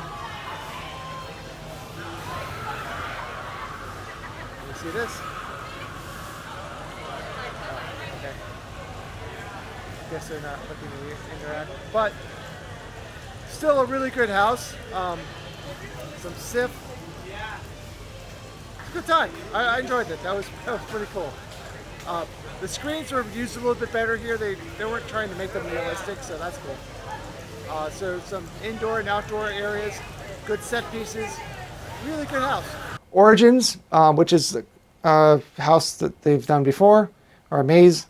Curse of Calico was a good maze. There's a flying witch on Truss, which I got to see at least once, which is pretty cool. Again, I'm sure there's plenty of references that I missed. Like I believe the witch was the Green Witch, which I was just reading in the Knott's Scary Farm history book, which pretty interesting. apparently started as was one of the random characters, or one of the characters in Ghost Town, and then became an icon later on, which is interesting but back to the house. So I'm going to use their lighting here. So that was Origin's Curse of Calico, which was pretty amazing. Actually, really amazing. Huge set pieces. Another person strapped onto a truss system. I didn't get to see them moving around this time, unfortunately, but it was quite amazing. A little bit too much Sif. I don't like Sif. It's not sanitary, but really cool. A lot of really great interactions, scare actors. Something off about the screens I don't like, I'm not sure. There's some characters that appear at video screens. I don't know. Kind of not liking it, but overall, really great house. Bloodline 1842. I really enjoyed it. Again, I'm going to go through a lot of the reviews I recorded that night because, well, one, Ed unfortunately couldn't join me because he's not feeling well, but he was in those reviews. Another really impressive house. Lots of detail, big set pieces. Got a pretty good storyline. Got some good scares as well. Really, really enjoyable. A lot of fog and lighting effects again. Some pretty cool set pieces you walk over. Don't want to spoil it too much, but really, really cool. Enjoyed that. Mesmer. I loved this house. The concept was really cool. It felt like one long continuous narration, which is really cool. My favorite house, I think, of all of them, or at least of the repeating ones, but definitely love that one through more than once. And like I said, I'll probably play a clip here. Okay, wow. That was Mesmer, Slideshow of the Mind. Amazing. This is a really unique concept. I'm not sure. If I thought about it, I could probably figure it out, but somehow, you know, most houses you go to, houses, mazes, you hear the same thing over and over and over again. They play the sound, you keep walking, they play for the people behind you. Somehow, there's a singular narration through the whole mouse. And again, like, it's probably like a magic trick if I thought about it and figure it out, but somehow they made it. So it's just ongoing. It doesn't repeat that I heard. It starts from the beginning, introduction, and it just keeps going and going through the whole house. It's kind of ASMR, I guess. Hypnosis. At one point they had, I forget how to pronounce it, the early version of a film projector. He actually mentions it in that. That's probably my favorite mouse this year. The cinema was good, but we've seen that before. I've never seen anything like that. That was really good. Waxworks, I'm pretty sure I remember when this was announced for Scary Farm. I believe the storyline is supposed to be it's a wax museum like Madame Tussauds, or Tussaud, that went wrong. I think that's the storyline. But pretty cool house. Nice effects. Really enjoyed it. Run through Waxworks. He got run over. I got stomped on. Universal, at least in Orlando, does not allow PCBs in houses, but they did here. I think it's a house, right? House or maze. Mouths. But really, really cool. Really long house. Very long, yeah. I've seen the same basic concept at Horror Nights, I think, but a lot of good scenes, good scares. Really, really enjoyable house. Yeah, brilliant. Really good. Mouse. So, yeah, we shouldn't do the first one we went to, but we did. and got right in because of Fright and Fastlane. The depths, all I remember from the depths is there was a laser swamp and there was no fog, so the laser swamp didn't work. That was really good, really impressive set pieces. Another really long one. Great use of fog and lighting in that one as well. One of the fog machines wasn't working, unfortunately, but several laser swamps, a lot of really cool costumes and things. Saw a shark suit guy there. Okay, not really, but it was a guy in a shark costume. So that was really cool. Overall, really great. Me forgetting my earplugs, not so great. Room 13 is an Art Deco style hotel, which formerly living in South Florida. I lived in Broward, but I went down to Miami a few times. Kind of familiar with Art Deco. It's also a pretty cool house. That's right in the Goring, well, the Roaring 20s is the area, but the Goring 20s, which we'll get to. There's some interesting effects, which I believe you're supposed to feel like you're walking outside the building for some reason. That was my impression. You said the previous clip I said, I'm looking for the bathroom scene, and this house delivered 80 times with the bathroom scene. Really cool details, a lot of good scares, a lot of good scare actors. Basically, you go through different rooms of a hotel and see that goes too well for them. Another very, very long house, lots of detail, lots of really good set pieces, and really enjoyable. And of course, you walk out to the Goring 20s. Unfortunately, by the time we get out, the band was gone for now, so we'll have to see it later. Dark Entities, apparently the final year for it from what I saw online. And okay, bye. It's my first time.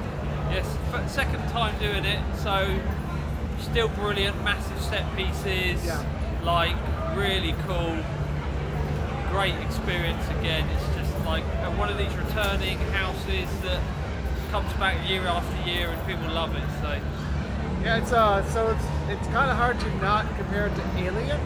Yeah, very similar. Yeah, but there's some strange robots in there, and security wasn't doing its job, and then everyone died or got mutated into some sort of creature. But we made it out. Scare zones. Gauntlet, it's new, but it's not new. It's a scare zone that had been there before, but I guess it's reimagined or something. Still strange that there's a scare zone in Camp Snoopy, because, well, in Orlando, when we had Kid Zone, there wasn't a scare zone there. You walked through it to go to the houses. That was one of the problems why we couldn't have Horror Nights and Islands Adventure anymore. I mean, the reason why we had Horror Nights in Islands Adventure was because people weren't going to Islands Adventure when it first opened. It was to try to get people there. But then The Boy Who Lived moved in, and now lots of people go to Islands Adventure. So you see, it's not needed anymore. But one of the things about that was you couldn't have a scare zone in Seuss Landing because it's a kids area and also the IP. So it's interesting that Camp Snoopy can have one. And it's been in camps. There've been scare zones in Camp Snoopy for a while. And then again, according to the book, not surprisingly, they were kind of hesitant to put a scare zone in there, although they did have a scare zone in Bugs Bunny World at Six Flags as well. So, Ghost Town, amazing. Favorite scare zone of all of them. And it's just great character interaction, the fog, the lighting, the atmosphere. Oh man, I would, if I go back in 2026, I plan to go to Not Scary Farm for 3 nights instead of 2, because like Ed from Theme Park 2 said, you have to take the time to soak it all in. It's really true. I loved seeing that scare zone, and I did compromise day 2 by 2 hours, or night 2 by 2 hours, so that I can go to Delusion, which I wish I didn't have to do, but it was worth it because I didn't want to miss Delusion, and that's the only way I can do Delusion and Six Flags. So, not really what I wanted to do, but it was worth it. I still got almost 2 full nights of Not Scary Farm, including early entry with the buffet, which I hopefully I talk about here. So, Carnival, not the I think it's the original. It's a nice concept, but it's kind of spread out, and it's very, very well lit. Too well lit, I think. But some really cool interactions there with all the Carnival clowns. Forsaken Lake. I did enjoy that as well. There's a set piece that has some doors I was expecting some scare actors to come out of, but the times I was in that area, I never saw anyone using that, so that was kind of unfortunate. Speaking of unfortunate, the Goring 20s. This is a scare zone that they started in 2021, probably would have started in 2020, but there wasn't one in 2020 because you know why. Really cool to see the band. I've only seen it in video, so it's cool to see it in person. Again, that's why I said it was about it being unfortunate, is a lot of the video I shot, unfortunately, this was my trip to be experimental, which I guess it shouldn't have been, with my iPhone, with a 15 Pro Max, because it can shoot great video at night. And I was like, well, I'll shoot on my phone because it's a gimbal. And like I said, so much of it is just, it starts out okay, but then the frame rate drops down to such a low frame rate. It's just unusable. So onto the shows. Music Monsters and Mayhem. In what last time I was there in 2019 was the Charles M. Schultz Theater. It's now the Walter Knott Theater, which makes sense. But when I first saw it, I'm like, what, is this the same theater? It must be the same theater. Love the show. It's actually a good length of a show. And I was actually about to go in, I believe the second night. Yeah, the second night I was about to go into the theater to watch it the second time. Ended up deciding not to, only because even though I had 2 nights, it still felt limited. And I didn't want to really sit in a theater for like 20 or more minutes to watch a show I already saw, because I can watch it later on YouTube. I know it's not the same, but I wanted more scare zones and mazes and stuff. But yeah, amazing show. A lot of references, again, to past Scary Farm, which I didn't quite get, but I still enjoyed it anyway. The Hanging Uncancelled. The Hanging was a show that I've watched on YouTube before. This is the first time I'm finally seeing it in person, like, you know, obviously. It's about the same as before. I never really loved the show. I didn't hate it either, but it was okay. Dr. Cleaver Returns, which, just based on the name itself, you probably figured if you weren't aware before, it is a reference to a show and a character who has been in Not Scary Farm before. A lot of low-hanging dick jokes, which I still enjoy anyway. Kind of cliche. Now, here's the part that I'm not sure of, and I probably should have researched it before. This reminds me of a lot of other shows, like Hollow Scream Tampa had a show called Fiends with a mad scientist and an Igor-like character making dick jokes. Now, was that show in Tampa based on Dr. Cleaver? Maybe. So that might be the original, and it's kind of unfair to call it cliche. But I guess because of the imitations, it's kind of been played out, but I still enjoyed it. Carnival of the Snooze Pass. Another fire show with amazing aerial acts and stuff that, you know, take a lot of talent and blah, blah, blah. I didn't really care. I watched some of it. I think I recorded a little bit of it just to see it. And then I went to go watch The Hanging, which even though I don't love the hanging as much as I love Bill and Ted, I still enjoyed it. And yeah, like I said, the carnival of the whatever. So now rides. These are the rides that are there during the day, of course, but they have some Halloween overlays, which is cool. The Calico Mine, I believe it's the Candy Mine. Why didn't I write this down in my notes? It's a ride that's been there for a very long time, and it's really cool that they do a special overlay for the for Halloween. It's not just for. I mean, all of these are for both the daytime and the spooky farm and scary farm. Halloween Hootenanny.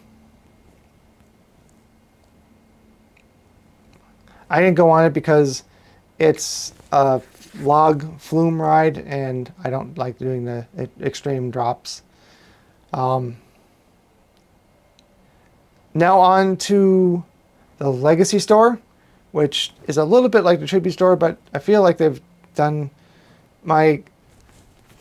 after reading most of this, seems like they've done something kind of like that, but I don't think they've ever done a full-on Tribute Store like to say it's similar to what we have in Orlando. I thought it was a 2-level store. The photos made it look small, but it's actually a really large store. Really cool store too.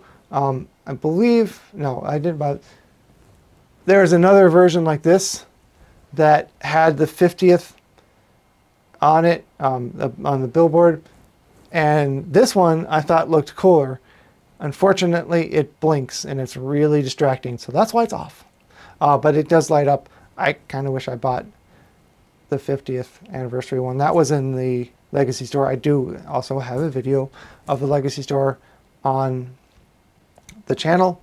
A lot of really cool photo ops as well. Funny thing is, because it's the same parent company, a lot of the photo ops and props are identical. Like there's a chair you can sit on, and here's, they'll probably put a photo in it. When we get to Scarewinds, exact same chair basically. So really cool store. And of course, you may have figured, a lot of references for those who know more about the event than I do, which is a lot of people because I haven't been there before. It's also a really cool way to catch up on previous events. There's a lot of props that are on display from previous years. I didn't try any of the event food because it's usually interesting food and I'm really picky. But onto the buffet, which is kind of like what Universal had as the Scare Actor dining experience. Not sure which one came first, but Universal had that last year, and then we're done. They're done with it again. But it's in the main. I forget. I think it's again. Where am I in my notes? Mrs. Knott's Chicken Kitchen, which has roots in how it went from a berry farm to a theme park. So it's something as a restaurant that I wanted to visit last time I was there in 2019. So I got to do 2 things at once. I got to experience the restaurant, try obviously it's not made by Mrs. Knott's anymore, but hopefully it's as authentic to her original chicken as possible. Again, I'm a super picky eater. I ate far too much food and was very overfull because there were so many things that I wanted to try. There's so many great things, great foods. I didn't get to try all of them. I got through most of it. Now, if you're not like me, you should be smart and try, if you do go to the buffet, smaller portions. It seems obvious, but I didn't think to do it. Maybe it's because I'm used to going to a buffet and only picking out a couple of things, and I'm not used to seeing a buffet where I want everything. But whatever. Also, I think it's that whole, like, I paid for it, so I get my money's worth. Was a bad decision. But the scare actor interactions were amazing. They go from table to table just like they did in Orlando. And it was definitely worth it. Unfortunately, I don't have the photo from it because you had to get the photo that night, and both Ed and I forgot, and we tried to go back later and we go, oh, you have to pay for it now. It's a digital photo. I did have a problem with their stupid bag policy. So in Scarowinds, which I'll get to in a little bit, if you are in the park during the day, you can have a bag during the day and you can stay in the holding area and still have the bag during the event, but you can't go into the event with a bag.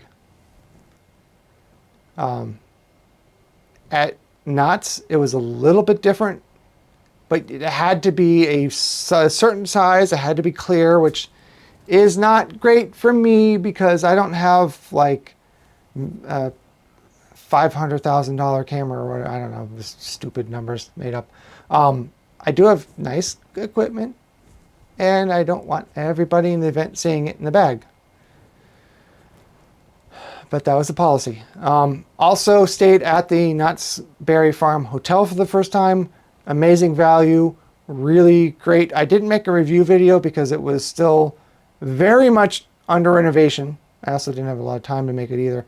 But on the top floor, there's a restaurant. That's surprising, it's a hotel. But there's also another thing called the pre-scare buffet, separate from, that happens at the hotel. Like I said, the buffet happens in the chicken restaurant just outside the park, and you go into the park. Didn't know about it. I'm going to look into the package deals next time, but that I shot some photos. I think I shot some video and deleted it because, but didn't really have a lot to show anyway. So that is the the California trip. Amazing trip. I also went, like I said, I believe I said to Legoland, but it wasn't for Brick or Treat. So, and I also went to Disneyland, which was kind of cool, but I didn't go to the Oogie Boogie Bash because it was too expensive and it was already sold out. But it was kind of cool to see some of the decorations. Just like Universal, a lot of the merchandise over there is the same exact merchandise over here. Multi-billion-dollar companies, but they can't spend a tiny bit to make different merchandise for their parks. I mean, even I have special individual merchandise that I've made for one video.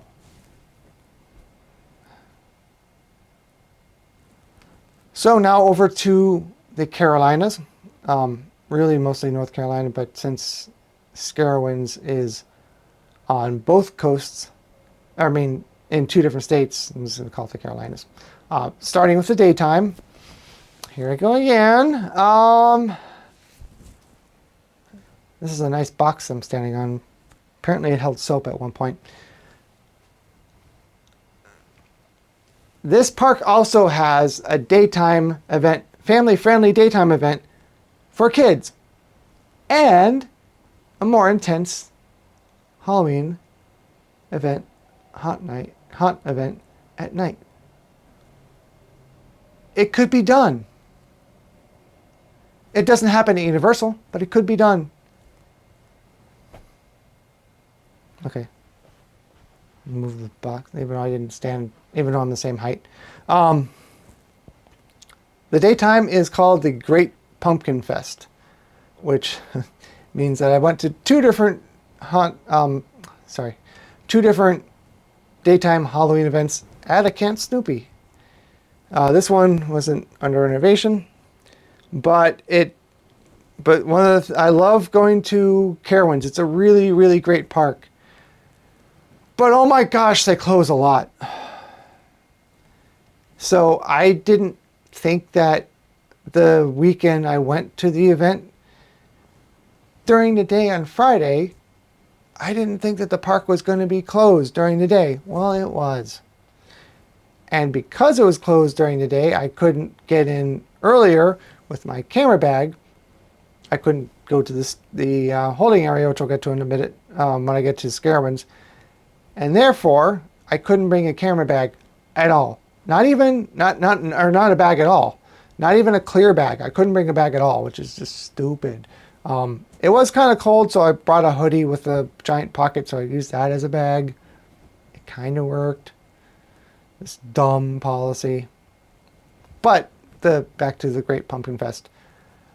The next day, I did go to the Great Pumpkin Fest, and I experienced a lot of it. I was staying the first night at my niece's. We ended up going to breakfast, and that took forever, and I got to the park much later than I expected, so I didn't get to experience a lot of the Great Pumpkin Fest, especially the first day. The third day when I was leaving, I was able to get in there for for a half hour. Got to see some of it. So yeah, it's really lame that it wasn't running on a Friday, but it wasn't. I loved the maze. There's a little maze that they made out of hay bales. The cool thing about that is every kid who goes through there, I forget what age is cut off, they have these little good-sized pumpkins. Every kid gets sort of a free pumpkin. You obviously had to pay to get into the park, but that's pretty cheap. Every kid gets to take home a pumpkin, which I thought that's really cool. I really like that idea. There are two other characters in mazes in Camp Snoopy based on the Peanuts characters, which were actually a good long maze that I went through. That was the third day when I went back and finally experienced that, which is cool. There was another thing that was involving soap foam. I guess I didn't see it because like I said, I missed it.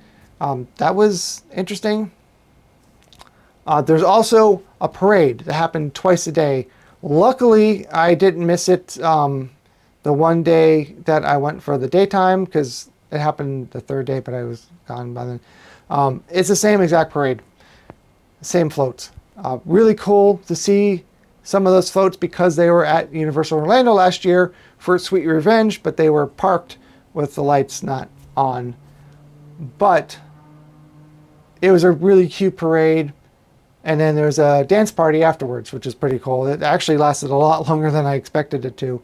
I was going to leave the park and come back in, leave the park, check into my hotel, come back. But before I left, I was like, well, kind of stupid because I'm not going to actually stay in the hotel till I leave the park that night. So I checked into a hotel at 2:30 in the morning and checked out at like 9 in the morning. So great use of money there.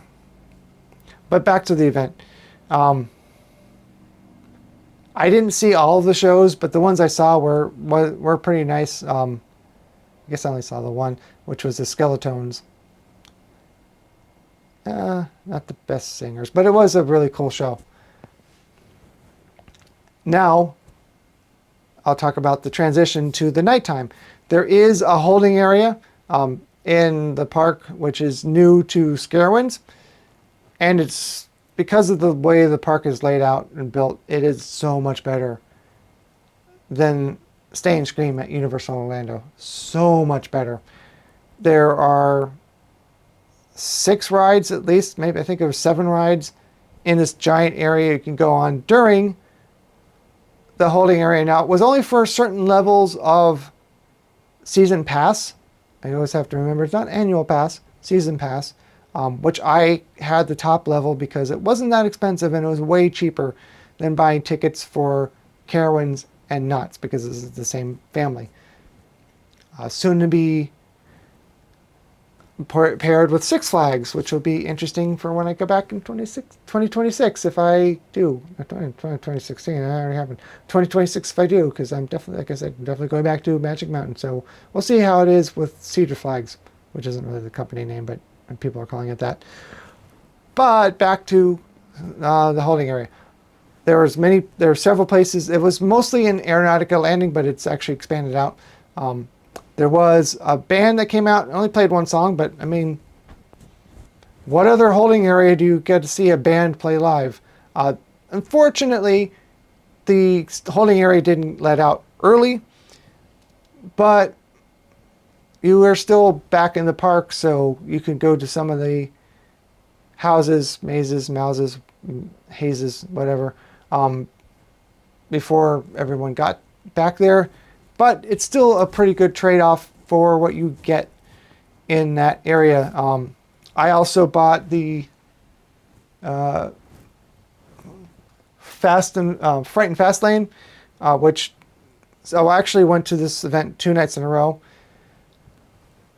Because it was included with my season pass, which is why I went up there to begin with. It was supposed to be a cheap trip, didn't really work out that way. The Friday night, I was thinking, well, this isn't really that packed. Did I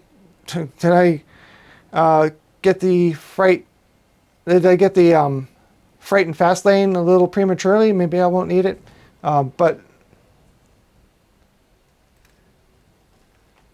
one of the things that's cool is you get a lanyard, which you don't really get usually for such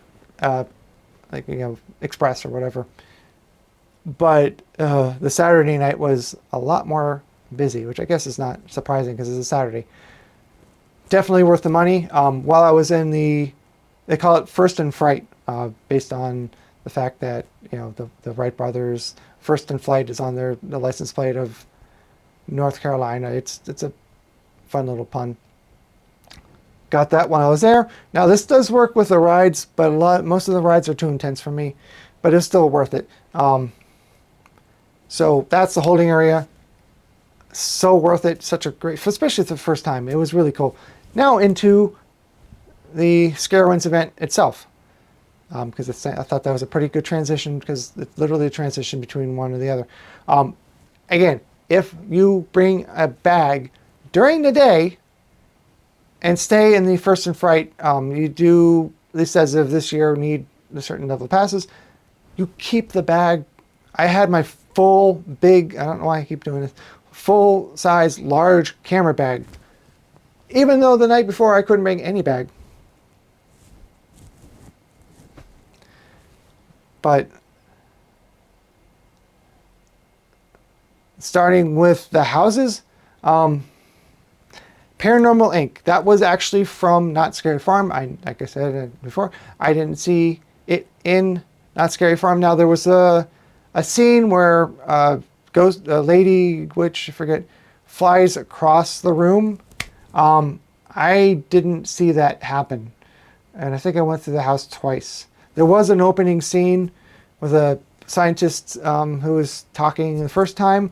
The second time she was just kind of standing there. We just kind of went through. I know somebody else who went through that house in Scarewinds, and they said they didn't see the person. I did, I believe, see some photos of the house, and I saw, oh yeah, they did put the truss up, and they did put everything rigging for the person to fly across, but we never saw it, which is unfortunate. Other than that, it was really a great house, especially experiencing it the first time. I do kind of wonder how they said they packed it up and shipped it over to Carowinds. I don't know how much of it literally was taken down and put back up, and how much was built at Carowinds for Scarewinds. At a certain point, I would assume that they would have to evaluate which would be cheaper, transporting the stuff, spending the money to physically transport heavy things from one coast to the other, versus just rebuilding it. But like I said, because I didn't see it in knots, I'm not sure what changed, but it was still a really cool house. So Depths of Darkness. This one I loved. This was a maze, I guess, where you kept going into these rooms, but it was very, very dark. Even with a pretty decent nighttime low light vision, I can see pretty well in low light. It was dark. I couldn't see where I was going. But somehow, every single time, I thought, "Oh man, I'm lost. I think I'm going to try this way." Immediately, that was the way to go. I went through it twice, at least. I should have gone through the third time, but I went all the way out the exit of the queue and tried to go back, and by then the event had closed for the evening, unfortunately. But yeah, it was really cool. I really liked it. Silver Scream Studio, not so great. Really didn't enjoy that all that much. Unfortunately, that was the first one I went through in the event. And I'm like, oh, I don't know about this event. Same thing happened kind of at Knott's as it happened at Scarowinds. The first night I went through it, didn't enjoy all that much for some reason. But the second night I went through it, I really enjoyed it a lot, the event in general. Silver Scream Studios, still not that great. Slaughterhouse. This is the basic concept we've seen many times before in haunted events. Really enjoyed it though. The queue was built like, I'm not sure what it's called, but basically the kind of the chute that they move cattle along, usually into the truck to go get slaughtered. They built that. I'm thinking it's the same exact fencing that they use for actual cattle. There's also a sign where it flashed, and at some point it just said die. But it's a really cool concept, really great execution as well. I also thought it was hilarious that there's a lot of, including I think in this event, a lot of mazes, and especially smaller independent haunts, will build their mazes out of pallets, shipping pallets. And in Slaughterhouse, there was an area where there was literally a stack of pallets that were there as pallets because it was a shipping dock. So probably just me. I thought that was funny. That I don't think it was supposed to be a reference to other haunts, not as like a insult, just almost an inside joke if you aren't familiar with it. That here are pallets in a haunt that are used as pallets. I don't know. I thought it was funny. So the other one is Tooth Fairy, which Universal tried making a Tooth Fairy house in 2020. Then we didn't have Horror Nights, but it ended up opening in 2020, and they came back in 2021, which is unfortunate because I thought it was not that great of a house. But Tooth Fairy at Scarowinds, I really did enjoy. I thought it was much better. The storyline, the different scenes. It works off of people's fear of the dentist, of course, which I don't really have, even though I've got so much dental work and I got this tooth that was just extracted right before I went to the event. I had a tooth extracted, so kind of interesting little personal thing there. Now to the scare zones. Harvest Fear. I didn't know it was a scare zone. I was walking through the loop of the park. I was like, oh, there's scare actors. I guess it's a scare zone. I mean, there's props around, but it just looked like general decorations for the scare zone. Ripper Alley. It's pretty good. This was a lot more obvious that it was a set.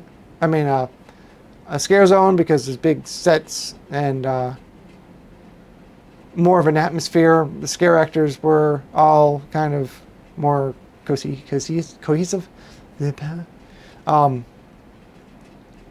And it felt more like a scare zone.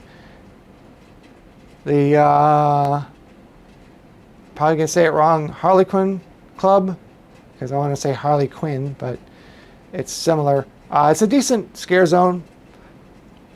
Some nice sets, some nice decorations and stuff like that. And it had its own show. There's a lot of live entertainment at Scarowinds, which is pretty cool. Blue Ridge, Road Killers, and the Hollow. I don't remember the scare zones that well in general. Whichever one had the chainsaws, I really liked a lot.